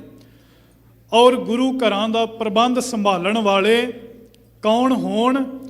ਜਿਨ੍ਹਾਂ ਦੇ ਅੰਦਰ ਪਰਮਾਤਮਾ ਪ੍ਰਤੀ, ਗੁਰੂ ਪ੍ਰਤੀ ਸ਼ਰਧਾ ਹੈ। ਉਹ ਸੂਝਵਾਨ ਸਿਆਣੇ ਸਿੱਖਾਂ ਦੇ ਕੋਲ ਗੁਰੂ ਘਰ ਦਾ ਪ੍ਰਬੰਧ ਜਿਹੜਾ ਹੈ ਉਹ ਆ ਜਾਵੇ। ਗੁਰੂ ਘਰਾਂ ਦਾ ਪ੍ਰਬੰਧ ਜਿਹੜੇ ਉਹ ਚਲਾਉਣ ਜਿਨ੍ਹਾਂ ਦੇ ਅੰਦਰ ਗੁਰੂ ਵਾਸਤੇ ਭੈ ਹੈ, ਜਿਨ੍ਹਾਂ ਦੇ ਅੰਦਰ ਗੁਰੂ ਵਾਸਤੇ ਪ੍ਰੇਮ ਹੈ। ਭਾਈ ਲਛਮਣ ਸਿੰਘ ਜੀ ਧਾਰੋਵਾਲ ਨੇ ਸ਼ਾਂਤਮਈ, ਆਪਾਂ ਕਹਿ ਲਈਏ ਇਕੱਠ ਕਰਕੇ ਨਨਕਾਣਾ ਸਾਹਿਬ ਜੀਆਂ ਦੀ ਧਰਤੀ ਦੇ ਉੱਪਰ ਜਾਣਾ ਹੈ। 20 ਫਰਵਰੀ ਨੂੰ ਭਾਈ ਲਛਮਣ ਸਿੰਘ ਜੀ ਧਾਰੋਵਾਲ ਜੀ ਅਰਦਾਸ ਬੇਨਤੀ ਕਰਕੇ ਤੁਰੇ। ਔਰ ਹੁਕਮਨਾਮਾ ਆਇਆ, ਜੇ ਸੁਖ ਦੇ ਤਾਂ ਤੁਝੈ ਅਰਾਧੀ, ਸੁਖ ਵੀ ਤੁਝੈ ਧਿਆਈ, ਜੇ ਭੁੱਖ ਦੇ ਤਾਂ ਇਤ ਹੀ ਰਾਜਾ, ਦੁੱਖ ਵਿੱਚ ਸੂਖ ਮਨਾਈ, ਤਨ ਮਨ ਕਾਟ ਕਾਟ ਸਭ ਅਰਪੀ, ਵਿੱਚ ਅਗਨੀ ਆਪ ਜਲਾਈ। ਇਹ ਤਨ ਮਨ ਕੱਟਣ ਦੀ ਗੱਲ ਹੋਈ। ਹੁਕਮਨਾਮਾ ਸਾਹਿਬ ਆਇਆ, ਗੁਰੂ ਨੇ ਉਹ ਕੌਤਕ ਵਰਤਾਏ। ਭਾਈ ਲਛਮਣ ਸਿੰਘ ਜੀ ਧਾਰੋਵਾਲ ਸਿੱਖਾਂ ਦੇ ਜਥੇ ਦੇ ਨਾਲ ਨਨਕਾਣਾ ਸਾਹਿਬ ਜੀਆਂ ਦੀ ਧਰਤੀ ਉੱਪਰ ਪਹੁੰਚੇ। ਅੱਗੋਂ ਨਰੈਣੂ ਮਹੰਤ ਦੇ ਗੁੰਡਿਆਂ ਨੇ ਕੀ ਕੀਤਾ ਕਿ ਗੋਲੀਆਂ ਚਲਾਉਣੀਆਂ ਸ਼ੁਰੂ ਕਰ ਦਿੱਤੀਆਂ। ਪਾਵਨ ਪਵਿੱਤਰ ਬੀੜ ਸਤਿਗੁਰੂ ਸ੍ਰੀ ਗੁਰੂ ਗ੍ਰੰਥ ਸਾਹਿਬ ਜੀ ਮਹਾਰਾਜ ਜੀਆਂ ਦੀ ਤਾਬਿਆ ਬੈਠੇ ਸਿੰਘ ਦੇ ਉੱਪਰ ਗੋਲੀਆਂ ਚਲਾਈਆਂ। ਸਤਿਗੁਰੂ ਜੀਆਂ ਦੇ ਸਵਰੂਪ ਨੂੰ ਗੋਲੀਆਂ ਲੱਗੀਆਂ ਔਰ ਘੋਰ ਬੇਅਦਬੀ ਨਰੈਣੂ ਮਹੰਤ ਦੇ ਗੁੰਡਿਆਂ ਨੇ ਉੱਥੇ ਵਰਤਾਈ, ਜਿੱਥੇ ਪਾਵਨ ਪਵਿੱਤਰ ਅਸਥਾਨ ਦੇ ਅੰਦਰ ਗੁਰਬਾਣੀ ਦੇ ਝਰਨੇ ਪਏ ਫੁੱਟਦੇ ਸਨ। ਸਾਧ ਸੰਗਤ ਜੀ, ਨਰੈਣੂ ਮਹੰਤ ਤੋਂ ਬਾਅਦ ਇੱਥੇ ਗੁੰਡਿਆਂ ਨੇ ਇਤਨਾ ਵੱਡਾ ਘੋਰ ਪਾਪ ਕੀਤਾ ਕਿ 119 ਖੋਪੜੀਆਂ ਅੰਦਰੋਂ 7 ਖੋਪੜੀਆਂ ਬਾਹਰੋਂ। ਤੇ ਇਤਿਹਾਸਕਾਰਾਂ ਨੇ ਵਰਣਨ ਕੀਤਾ ਕਿ 3 ਟੋਕਰੇ ਟੋਟੇ ਮਾਸਾਂ ਦੇ ਔਰ 7 ਟੋਕਰੇ ਹੱਡੀਆਂ ਦੇ ਇਥੋਂ ਪ੍ਰਾਪਤ ਹੋਏ। ਸ਼੍ਰੋਮਣੀ ਕਮੇਟੀ ਨੇ ਜਿਹੜੀ ਕਿਤਾਬ ਛਾਪੀ ਉਸ ਦੇ ਵਿੱਚ ਸਭ ਕੁਝ ਉਹਨਾਂ ਦਰਜ ਕੀਤਾ ਕਿ ਦੇਖੋ ਇਤਨਾ ਵੱਡਾ ਘੋਰ ਪਾਪ ਨਰੈਣੂ ਮਹੰਤ ਨੇ ਕਿੱਥੇ ਵਰਤਾਇਆ, ਉਸ ਗੁਰਧਾਮ ਦੇ ਉੱਪਰ, ਜਿਹੜਾ ਗੁਰਧਾਮ ਸਦਾ ਹੀ ਗੁਰਬਾਣੀ ਦੇ ਝਰਨੇ ਔਰ ਅੰਮ੍ਰਿਤਮਈ ਵਰਖਾ ਕਰਦਾ ਹੈ। ਸਾਧ ਸੰਗਤ, ਇਸ ਤੋਂ ਬਾਅਦ 22 ਫਰਵਰੀ ਨੂੰ ਲਛਮਣ ਸਿੰਘ ਧਾਰੋਵਾਲ ਤੋਂ ਬਾਅਦ ਇੱਥੋਂ ਫਿਰ ਜਥਾ ਆਉਂਦਾ ਹੈ। ਉਸ ਜਥੇ ਨੇ ਆਣ ਕਰਕੇ ਜਿਹੜਾ ਆਪਾਂ ਚਾਬੀਆਂ ਦਾ ਮੋਰਚਾ ਕਹਿੰਦੇ ਹਾਂ, ਇਸੇ ਹੀ ਰੋਸ ਦੇ ਵਿੱਚ, ਇਸੇ ਹੀ ਰੋਸ ਨੂੰ ਮੁੱਖ ਰੱਖਦਿਆਂ ਹੋਇਆਂ ਸਾਧ ਸੰਗਤ ਜੀ 1923 ਦੇ ਵਿੱਚ ਫਿਰ ਮੋਰਚਾ ਲੱਗਾ ਗੰਗਸਰ ਜੈਤੋਂ ਦਾ। ਗੰਗਸਰ ਜੈਤੋਂ ਦੀ ਉਹ ਪਾਵਨ ਪਵਿੱਤਰ ਧਰਤੀ ਜਿੱਥੇ ਸਤਿਗੁਰੂ ਸ੍ਰੀ ਗੁਰੂ ਗੋਬਿੰਦ ਸਿੰਘ ਸਾਹਿਬ ਜੀ ਮਹਾਰਾਜ ਜੀਆਂ ਨੇ ਆਪਣੇ ਚਰਨ ਪਾਏ। ਟਿੱਬੀ ਸਾਹਿਬ ਜੀਆਂ ਦੀ ਧਰਤੀ ਦੇ ਉੱਪਰ ਕੋਟਕਪੁਰਾ ਇਲਾਕਾ ਹੈ। ਇਸ ਇਲਾਕੇ ਦੇ ਉੱਪਰ ਸਤਿਗੁਰੂ ਸ੍ਰੀ ਗੁਰੂ ਗੋਬਿੰਦ ਸਿੰਘ ਸਾਹਿਬ ਜੀ ਮਹਾਰਾਜ ਜੀਆਂ ਨੇ ਚਰਨ ਪਾਏ। ਔਰ ਸਾਧ ਸੰਗਤ, ਇਸ ਆਪਾਂ ਕਹਿ ਲਈਏ ਕਿ ਜਿਹੜਾ ਗੰਗਸਰ ਜੈਤੋਂ ਦਾ ਮੋਰਚਾ ਹੈ ਇਹ ਕਿਵੇਂ ਲੱਗਾ, ਕਿਉਂਕਿ ਇਹ ਮੋਰਚਾ ਤਕਰੀਬਨ 2 ਸਾਲ ਦੇ ਕਰੀਬ ਚੱਲਿਆ ਹੈ। ਗੰਗਸਰ ਜੈਤੋਂ ਦਾ ਮੋਰਚਾ 2 ਸਾਲ ਦੇ ਤਕਰੀਬ ਚੱਲਿਆ, 1 ਅੱਧਾ ਮਹੀਨਾ ਘੱਟ ਹੋ ਸਕਦਾ ਹੈ। ਇਹ ਮੋਰਚਾ ਲੱਗਣ ਦੇ ਕਾਰਨ ਕੀ ਸਨ, ਇਹ ਮੋਰਚਾ ਕਿਉਂ ਲੱਗਾ, ਇਸ ਮੋਰਚੇ ਦੇ ਕਾਰਨ ਕੀ ਬਣੇ। ਸਾਧ ਸੰਗਤ ਜੀ, ਫੂਲਕੀਆ ਮਿਸਲ ਹੋਈ ਹੈ। ਫੂਲਕੀਆ ਮਿਸਲ ਸਤਿਗੁਰੂ ਸ੍ਰੀ ਗੁਰੂ ਹਰਿਰਾਏ ਸਾਹਿਬ ਜੀ ਮਹਾਰਾਜ ਜੀਆਂ ਤੋਂ ਚੱਲੀ। ਭਾਈ ਤਲੋਕਾ ਜੀ, ਭਾਈ ਰਾਮਾ ਜੀ ਆਪ ਜੀਆਂ ਨੇ ਨਾਮ ਸੁਣੇ ਨੇ। ਇਹ ਸਤਿਗੁਰੂ ਸ੍ਰੀ ਗੁਰੂ ਹਰਿਰਾਏ ਸਾਹਿਬ ਜੀ ਮਹਾਰਾਜ ਜੀਆਂ ਤੋਂ ਇਹ ਮਿਸਲ ਚੱਲੀ। ਇਸ ਮਿਸਲ ਦੇ ਅੱਗੇ ਚੱਲਦੇ ਹੋਏ ਇਸ ਮਿਸਲ ਦਾ ਪ੍ਰਬੰਧ ਸੰਭਾਲਣ ਵਾਲੇ ਸਰਦਾਰ ਹਮੀਰ ਸਿੰਘ ਜੀ, ਸਰਦਾਰ ਹਮੀਰ ਸਿੰਘ ਨੇ ਪ੍ਰਬੰਧ ਸੰਭਾਲਿਆ। ਬੜੇ ਹੀ ਆਪਾਂ ਕਹਿ ਲਈਏ ਕਿ ਢੰਗ ਦੇ ਨਾਲ ਸਰਦਾਰ ਹਮੀਰ ਸਿੰਘ ਨੇ ਜਿਹੜਾ ਹੈ ਉਹ ਇਹਨਾਂ ਗੁਰਧਾਮਾਂ ਦੇ ਪ੍ਰਬੰਧ ਨੂੰ ਸੰਭਾਲ ਕਰਕੇ, ਇਹਨਾਂ ਤੋਂ ਬਾਅਦ ਸਰਦਾਰ ਹਮੀਰ ਸਿੰਘ ਤੋਂ ਬਾਅਦ ਜਿਹੜੇ ਹਨ ਉਹ ਗੰਗਜਰ ਸੈਤੋਂ ਦੇ ਰਿਪੂ ਦਮਨ ਸਿੰਘ ਜਿਹੜੇ ਨੇ, ਉਹਨਾਂ ਨੇ ਇਸ ਪ੍ਰਬੰਧ ਨਾਭਾ ਰਿਆਸਤ ਨੂੰ ਸੰਭਾਲਿਆ। ਰਿਪੂ ਦਮਨ ਸਿੰਘ ਇਸ ਨਾਭਾ ਰਿਆਸਤ ਦੇ ਰਾਜੇ ਨੇ ਔਰ ਇਹ ਐਸੇ ਰਾਜੇ ਨੇ ਸਿੱਖੀ ਭਾਵਨਾ ਨੂੰ ਰੱਖਣ ਵਾਲੇ। ਔਰ ਜਿਹੜੀ ਵੀ ਸਿੱਖ ਲਹਿਰ ਉੱਠਦੀ ਹੈ, ਗੁਰਦੁਆਰਾ ਪ੍ਰਬੰਧ ਸੁਧਾਰ ਹੋਵੇ, ਜਿਵੇਂ ਵੀ ਜਿਹੜੀਆਂ ਲਹਿਰਾਂ ਸਿੱਖ ਸੰਸਥਾਵਾਂ ਚਲਾਉਂਦੀਆਂ ਨੇ, ਕਿਉਂਕਿ ਉਸ ਵੇਲੇ ਬ੍ਰਿਟਿਸ਼ ਅੰਪਾਇਰ ਦਾ ਰਾਜ ਹੈ, ਅੰਗਰੇਜ਼ ਸਰਕਾਰ ਦਾ ਰਾਜ ਸਾਮਰਾਜ ਹੈ। ਤੇ ਸਾਧ ਸੰਗਤ ਜੀ, ਜਿਹੜੀ ਅੰਗਰੇਜ਼ ਸਾਮਰਾਜ ਹੈ ਹਰ ਇੱਕ ਰਾਜੇ ਦੀ ਤਾਜਪੋਸ਼ੀ ਕਰਦੀ ਹੈ, ਹਰ ਇੱਕ ਰਾਜੇ ਦੀ ਤਾਜਪੋਸ਼ੀ ਕਰਦੀ ਹੈ। ਜਦੋਂ ਨਾਭਾ ਰਿਆਸਤ ਦੇ ਰਾਜੇ ਮਹਾਰਾਜਾ ਰਿਪੂ ਦਮਨ ਸਿੰਘ ਇਹਨਾਂ ਨੇ ਕੀ ਕੀਤਾ ਹੈ, ਇਹਨਾਂ ਦੀ ਤਾਜਪੋਸ਼ੀ ਜਦੋਂ ਹੋਈ, ਸ਼੍ਰੀਮਾਨ ਸੰਤ ਬਾਬਾ ਅਤਰ ਸਿੰਘ ਜੀ ਮਸਤੂਆਣਾ ਸਾਹਿਬ ਵਾਲੇ, ਜਿਨ੍ਹਾਂ ਦੇ ਨਾਲ ਇਹਨਾਂ ਦਾ ਬੜਾ ਭਾਰੀ ਪ੍ਰੇਮ ਸੀ। ਔਰ ਜਿਹੜੇ ਕਾਰਨ ਬਣੇ ਨੇ ਕਿ ਜਦੋਂ ਨਨਕਾਣਾ ਸਾਹਿਬ ਦਾ ਸਾਕਾ ਵਰਤਿਆ, ਸਿੱਖ ਸੰਸਥਾਵਾਂ ਨੇ ਇਕੱਠੀਆਂ ਹੋ ਕਰਕੇ ਇਹ ਬਚਨ ਕੀਤਾ, ਸਿੱਖ ਸੰਸਥਾ ਨੂੰ ਰੋਸ ਦੇ ਵਿੱਚ ਰੋਸ ਪ੍ਰਗਟ ਕਰਨ ਦੇ ਵਾਸਤੇ, ਰੋਸ ਜ਼ਾਹਰ ਕਰਨ ਦੇ ਵਾਸਤੇ ਕਿ ਹਰ ਇੱਕ ਸਿੱਖ ਸੰਗਤ, ਨਾਮ ਲੇਵਾ ਸੰਗਤ ਆਪਣੇ ਸੀਸ ਦੇ ਉੱਪਰ ਕਾਲੀਆਂ ਦਸਤਾਰਾਂ ਸਜਾਵੇ। ਸਾਧ ਸੰਗਤ ਜੀ, ਕਾਲੀਆਂ ਦਸਤਾਰਾਂ ਸੰਗਤ ਨੇ ਸਜਾਉਣੀਆਂ ਸਨ, ਪਰ ਰੀਪੂ ਮਦਨ ਜੀ ਜਿਹੜੇ ਰਾਜੇ ਨੇ, ਮਹਾਰਾਜੇ ਨੇ, ਸੰਗਤਾਂ ਨੇ ਤੇ ਦਸਤਾਰ ਕਾਲੀ ਸਜਾਉਣੀ ਸੀ, ਵਿਰੋਧ ਕਰਨਾ ਸੀ ਅੰਗਰੇਜ਼ ਹਕੂਮਤ ਦਾ। ਨਾਭਾ ਰਿਆਸਤ ਦੇ ਮਹਾਰਾਜਾ ਜੀਆਂ ਨੇ ਵੀ ਕਾਲੀ ਦਸਤਾਰ ਸਜਾਈ। ਕੇਵਲ ਕਾਲੀ ਦਸਤਾਰ ਨਹੀਂ ਸਜਾਈ, ਉਸ ਵੇਲੇ ਨਾਭਾ ਰਿਆਸਤ ਦੇ ਅੰਦਰ ਨਨਕਾਣਾ ਸਾਹਿਬ ਜੀ ਸਾਕਾ ਨੂੰ ਰੋਸ ਦੇ ਅੰਦਰ ਫਿਰ ਸਰਕਾਰੀ ਛੁੱਟੀ ਦਾ ਐਲਾਨ ਵੀ ਕੀਤਾ ਗਿਆ, ਔਰ ਅੰਗਰੇਜ਼ ਹਕੂਮਤ ਨੂੰ, ਬ੍ਰਿਟਿਸ਼ ਅੰਪਾਇਰ ਨੂੰ ਇਹ ਬਿਲਕੁਲ ਵੀ ਨਾ ਪਾਇਆ। ਉਹਨਾਂ ਨੇ ਕਿਸੇ ਨਾ ਕਿਸੇ ਤਰ੍ਹਾਂ 9 ਜੁਲਾਈ 1923 ਨੂੰ ਕੀ ਕੀਤਾ ਕਿ ਮਹਾਰਾਜਾ ਰੀਪੂ ਦਮਨ ਸਿੰਘ ਜੀਆਂ ਨੂੰ ਗੱਦੀ ਤੋਂ ਲਾਹ ਦਿੱਤਾ, ਨਾਭਾ ਰਿਆਸਤ ਤੋਂ ਬੇਦਖਲ ਕਰ ਦਿੱਤਾ, ਔਰ ਬੜੇ ਦੂਰ ਦੇਹਰਾਦੂਨ ਦੀ ਧਰਤੀ ਦੇ ਉੱਪਰ ਰੀਪੂ ਦਮਨ ਸਿੰਘ ਜੀ ਹੋਣਾ ਨੂੰ ਛੱਡ ਆਏ। ਕਦੇ ਵੀ ਉਹਨਾਂ ਦੇ ਚਰਨ ਵਾਪਸ ਮੁੜ ਕਰਕੇ ਨਾਭਾ ਰਿਆਸਤ ਦੇ ਵਿੱਚ ਪੈਣ ਨਾ ਦਿੱਤੇ।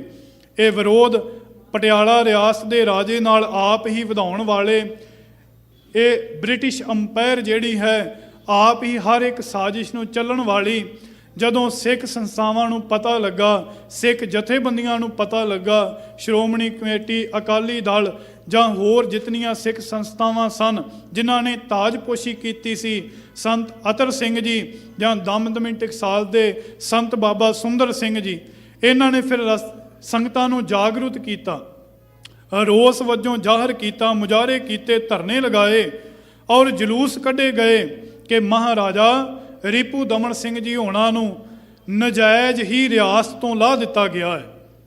ਕਿਉਂਕਿ ਗੰਗਸਰ ਜੈਤੋਂ ਦਾ ਮੋਰਚਾ ਕੇਵਲ ਇਹ 2 ਕਾਰਨ ਸਨ, ਪਹਿਲਾਂ ਰਾਜਸੀ ਸੀ ਔਰ ਫਿਰ ਧਰਮੀ ਬਣ ਗਿਆ। ਜਿਹੜਾ ਰੀਪੂ ਦਮਨ ਸਿੰਘ ਮਹਾਰਾਜਾ ਹੈ, ਇਹ ਸਿੱਖਾਂ ਦਾ ਕੀ ਕਰਦਾ ਹੈ ਜੀ, ਸਾਥ ਦਿੰਦਾ ਹੈ, ਇਹਨੂੰ ਰਿਆਸਤ ਤੋਂ ਲਾਹ ਦਿੱਤਾ ਜਾਵੇ।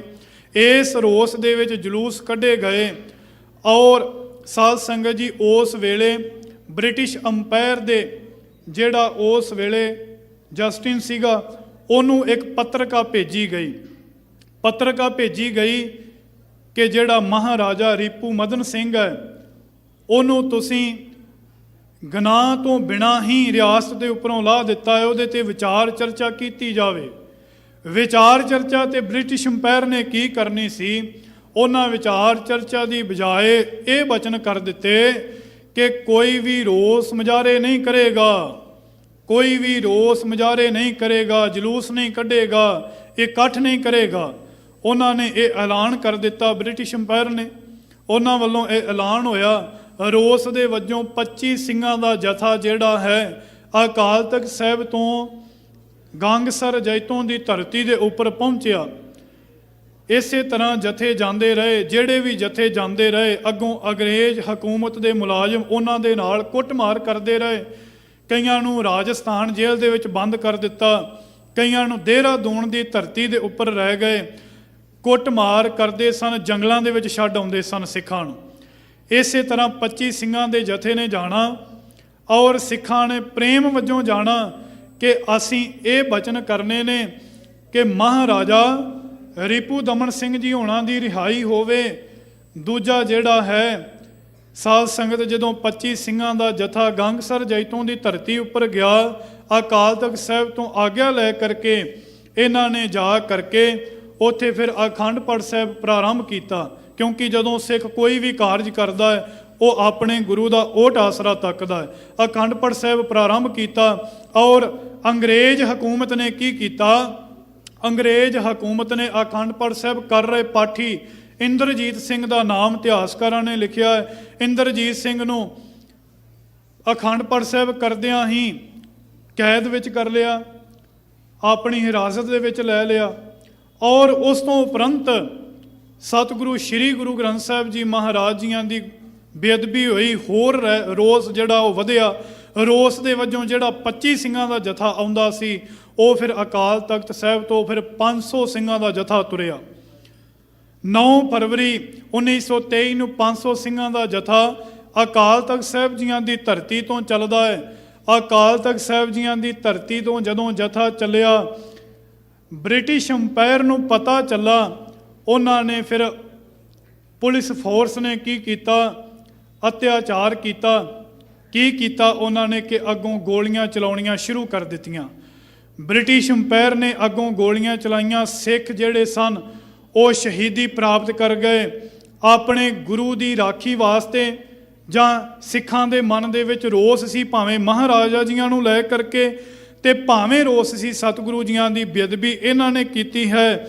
ਵਿਲਸਨ ਜੌਨਸਨ ਦੇ ਕਹਿਣ ਦੇ ਮੁਤਾਬਕ ਇਹਨਾਂ ਨੇ ਫਿਰ ਗੋਲੀਆਂ ਚਲਾਈਆਂ। ਸਿੱਖ ਜਿਹੜੇ ਨੇ ਉਹ ਸ਼ਹੀਦੀਆਂ ਪ੍ਰਾਪਤ ਕਰ ਗਏ। ਤੇ ਸਾਧ ਸੰਗਤ ਜੀ, ਕੇਵਲ ਇੱਕ ਜਥਾ ਨਹੀਂ, 500 ਦੇ ਜਥੇ ਤੋਂ ਬਾਅਦ ਕਈ ਸਿੰਘਾਂ ਨੇ ਉੱਥੇ ਸ਼ਹਾਦਤਾਂ ਪ੍ਰਾਪਤ ਕੀਤੀਆਂ। ਕਈਆਂ ਦੇ ਸੀਨਿਆਂ ਦੇ ਵਿੱਚੋਂ ਗੋਲੀਆਂ ਨਿਕਲੀਆਂ। 100 ਸਿੰਘ ਜਿਹੜਾ ਸੀ ਮੌਕੇ ਦੇ ਉੱਪਰ ਸ਼ਹੀਦ ਹੋਇਆ। ਔਰ ਕੁਝ ਸਮਾਂ ਪਾ ਕੇ, ਕੁਝ ਦਿਨ ਪਾ ਕਰਕੇ ਫਿਰ ਅਕਾਲ ਤਖਤ ਸਾਹਿਬ ਤੋਂ ਜਥਾ ਫਿਰ ਰਵਾਨਾ ਹੋਇਆ ਗੰਗਸਰ ਜੈਤੋਂ ਦੀ ਮੋਰਚੇ ਦੇ ਵਾਸਤੇ। ਔਰ ਜੇ ਆਪਾਂ ਗਿਣਤੀ ਦੇ ਵਿੱਚ ਪਈਏ, ਕੇਵਲ 1-2 ਜਥੇ ਨਹੀਂ, 17 ਜਥੇ 500 ਦੇ ਇਕੱਠ ਦੇ ਨਾਲ ਗੰਗਸਰ ਜੈਤੋਂ ਦੀ ਧਰਤੀ ਦੇ ਉੱਪਰ ਪਹੁੰਚਦੇ ਰਹੇ। ਜਿਹੜਾ 17ਵਾਂ ਜਥਾ ਸੀ ਹਾਂਗਕਾਂਗ ਕੈਨੇਡਾ ਦੀ ਧਰਤੀ ਦੇ ਵਿੱਚ ਵਸ ਰਹੇ ਸਿੱਖਾਂ ਨੇ ਆਣ ਕਰਕੇ ਇਸ ਜਥੇ ਦੇ ਵਿੱਚ ਮੁਸ਼ੱਕਤ ਕੀਤੀ। ਇਸ ਜਥੇ ਦੇ ਵਿੱਚ ਉਹਨਾਂ ਨੇ ਆਪਣਾ ਜਿਹੜਾ ਹੈ ਉਹ ਪ੍ਰਭਾਵ ਪਾਇਆ ਕਿ ਸਾਨੂੰ ਵੀ ਰੋਸ ਹੈ, ਸਾਨੂੰ ਵੀ ਰੋਸ ਹੈ। ਤੇ ਸਾਧ ਸੰਗਤ ਜੀ, ਅੰਗਰੇਜ਼ ਹਕੂਮਤ, ਬ੍ਰਿਟਿਸ਼ ਅੰਪਾਇਰ ਹਾਰ ਕਰਕੇ ਉਹਨਾਂ ਨੂੰ ਫਿਰ 1925 ਦੇ ਵਿੱਚ ਗੁਰਦੁਆਰਾ ਸਿੱਖ ਐਕਟ ਜਿਹੜਾ ਹੈ ਉਹਨੂੰ ਲਾਗੂ ਕਰਨਾ ਪਿਆ। ਕਿਉਂਕਿ ਇਹਨਾਂ ਨੂੰ ਪਤਾ ਸੀ ਜੇ ਨਨਕਾਣਾ ਸਾਹਿਬ ਜੀਆਂ ਦੀ ਧਰਤੀ ਦੇ ਉੱਪਰ ਡੋਲੇ ਨਹੀਂ, ਇਹ ਸਿੱਖ ਜਿਹੜੇ ਨੇ ਕਦੇ ਵਾਸਤੇ ਵੀ ਡੋਲਣਗੇ ਨਹੀਂ। ਕਿਉਂਕਿ ਗੁਰੂ ਕਾ ਸੇਵਕ ਗੁਰ ਗੁਰ ਜਪੀ, ਗੁਰੂ ਗੁਰ ਧਿਆਈ, ਜੀ ਕੀ ਅਰਦਾਸ ਗੁਰੂ ਪੈ ਪਾਈ। ਅਰਦਾਸ ਕਰਕੇ ਚੱਲਦਾ ਹੈ। ਔਰ ਹਰ ਇੱਕ ਜਿਹੜਾ ਗੁਰੂ ਕਾ ਸਿੱਖ ਹੈ ਉਹ ਅਰਦਾਸ ਕਰਕੇ ਹੀ ਕਾਰਜ ਨੂੰ ਆਰੰਭਦਾ ਹੈ। ਭਾਵੇਂ ਕੋਈ ਮੋਰਚਾ ਹੋਵੇ, ਭਾਵੇਂ ਕੋਈ ਸਾਕਾ ਹੋਵੇ, ਭਾਵੇਂ ਕੋਈ ਸ਼ਹੀਦੀ ਦਾ ਸਮਾਂ ਆਵੇ, ਹਰ ਇੱਕ ਗੁਰੂ ਕਾ ਸਿੱਖ ਜਿਹੜਾ ਹੈ ਉਹ ਪ੍ਰਮਾਤਮਾ ਅੱਗੇ ਹੀ ਬੇਨਤੀਆਂ ਕਰਦਾ ਹੈ। ਸਾਧ ਸੰਗਤ ਜੀ, ਇਹ 1925 ਦੇ ਵਿੱਚ ਫਿਰ ਗੁਰਦੁਆਰਾ ਐਕਟ ਜਿਹੜਾ ਲਾਗੂ ਹੋਇਆ। ਇਸ ਤੋਂ ਬਾਅਦ ਸਿੱਖਾਂ ਨੇ ਫਿਰ ਹੋਈ ਬੇਅਦਬੀ। ਉਸ ਤੋਂ ਬਾਅਦ 101 ਪਾਠ ਜਿਹੜਾ ਹੈ ਇਹਦੀ ਲੜੀ ਤਕਰੀਬਨ ਚੱਲੀ। 101 ਪਾਠ ਦੀ ਲੜੀ ਚਲਾ ਕਰਕੇ ਅਖੰਡ ਪਾਠ ਸਾਹਿਬ ਕਰਵਾਏ ਗਏ। ਸਿੱਖਾਂ ਨੇ ਗੰਗਸਰ ਜੈਤੋਂ ਦਾ ਮੋਰਚਾ ਜਿਹੜਾ ਤਕਰੀਬਨ 2 ਸਾਲ ਦੇ ਵਿੱਚ ਜਿਹੜਾ ਹੈ ਉਹਨੂੰ ਜਿੱਤ ਲਿਆ, ਉਹਨੂੰ ਆਪਣੇ ਹੱਕ ਦੇ ਵਿੱਚ ਲੈ ਲਿਆ। ਬ੍ਰਿਟਿਸ਼ ਅੰਪਾਇਰ ਨੇ ਫਿਰ ਹਾਰ ਮੰਨ ਲਈ ਕਿ ਸਿੱਖਾਂ ਨੂੰ ਮਾਰਿਆ ਖਤਮ ਨਹੀਂ ਹੋਣਗੇ। ਇਹ ਸਿੱਖ ਜਿਹੜੇ ਨੇ ਇਹ ਸ਼ਹਾਦਤ ਦਾ ਸ਼ੌਂਕ ਰੱਖਦੇ ਨੇ। ਸਾਧ ਸੰਗਤ ਜੀ, ਉਹਨਾਂ ਸ਼ਹੀਦਾਂ ਨੂੰ ਕੋਟ-ਕੋਟ ਨਮਨ, ਕੋਟ-ਕੋਟ ਪ੍ਰਣਾਮ। ਆਓ ਸਮੇਂ ਦੀ ਸਮਾਪਤੀ ਹੈ। ਬੜੇ ਪ੍ਰੇਮ ਸਹਿਤ ਆਪਣੀ ਹਾਜ਼ਰੀ ਲਵਾ ਕਰਕੇ ਫਿਰ ਫਤਿਹ ਦੇ ਨਾਲ ਸਾਂਝ ਪਾਏ ਜੀ। ਤੇਗ ਬਹਾਦਰ ਸਿਮਰਿਆ, ਤੇਗ ਬਹਾਦਰ ਸਿਮਰਿਆ।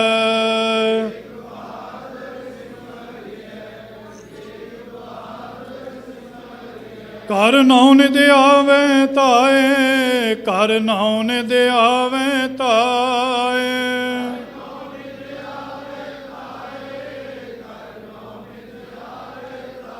ਸਭ ਥਾਈਂ ਹੋਏ ਸਹਾਏ, ਸਭ ਥਾਈਂ ਹੋਏ ਸਹਾਏ।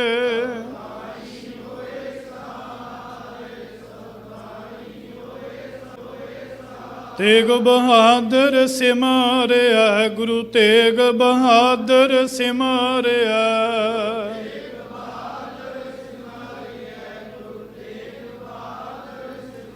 ਸਤਿਗੁਰੂ ਜੀਆਂ ਦੀ ਪਾਵਨ ਪਵਿੱਤਰ ਗੁਰਬਾਣੀ ਦੀ ਵਿਚਾਰ ਕਰਦਿਆਂ ਹੋਇਆਂ, ਇਤਿਹਾਸ ਨੂੰ ਸਰਵਣ ਕਰਾਉਂਦਿਆਂ ਹੋਇਆਂ, ਇੱਕ ਨਹੀਂ ਅਨੇਕ ਪ੍ਰਕਾਰ ਦੀਆਂ ਗਲਤੀਆਂ ਭੁੱਲਾਂ ਹੋ ਜਾਣੀਆਂ ਸੁਭਾਵਿਕ ਨੇ। ਅਣਜਾਣ ਸਮਝ ਕੇ ਮੁਆਫ ਕਰ ਦੇਣਾ। ਅੱਗੇ ਵਾਸਤੋਂ ਸਰਬੱਤ ਸੰਗਤਾਂ ਨੇ ਅਸੀਸ ਬਖਸ਼ਿਸ਼ ਕਰਨੀ।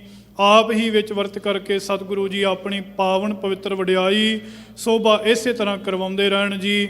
ਆਓ ਬੜੇ ਪ੍ਰੇਮ ਸਹਿਤ ਫਤਿਹ ਦੇ ਨਾਲ ਸਮਾਪਤੀ ਕਰੀਏ ਜੀ। ਸਰਬੱਤ ਸੰਗਤਾਂ ਗੱਜ ਕਰਕੇ ਆਖੋ ਜੀ, ਵਾਹਿਗੁਰੂ ਜੀ ਕਾ ਖਾਲਸਾ, ਵਾਹਿਗੁਰੂ ਜੀ ਕੀ ਫਤਿਹ।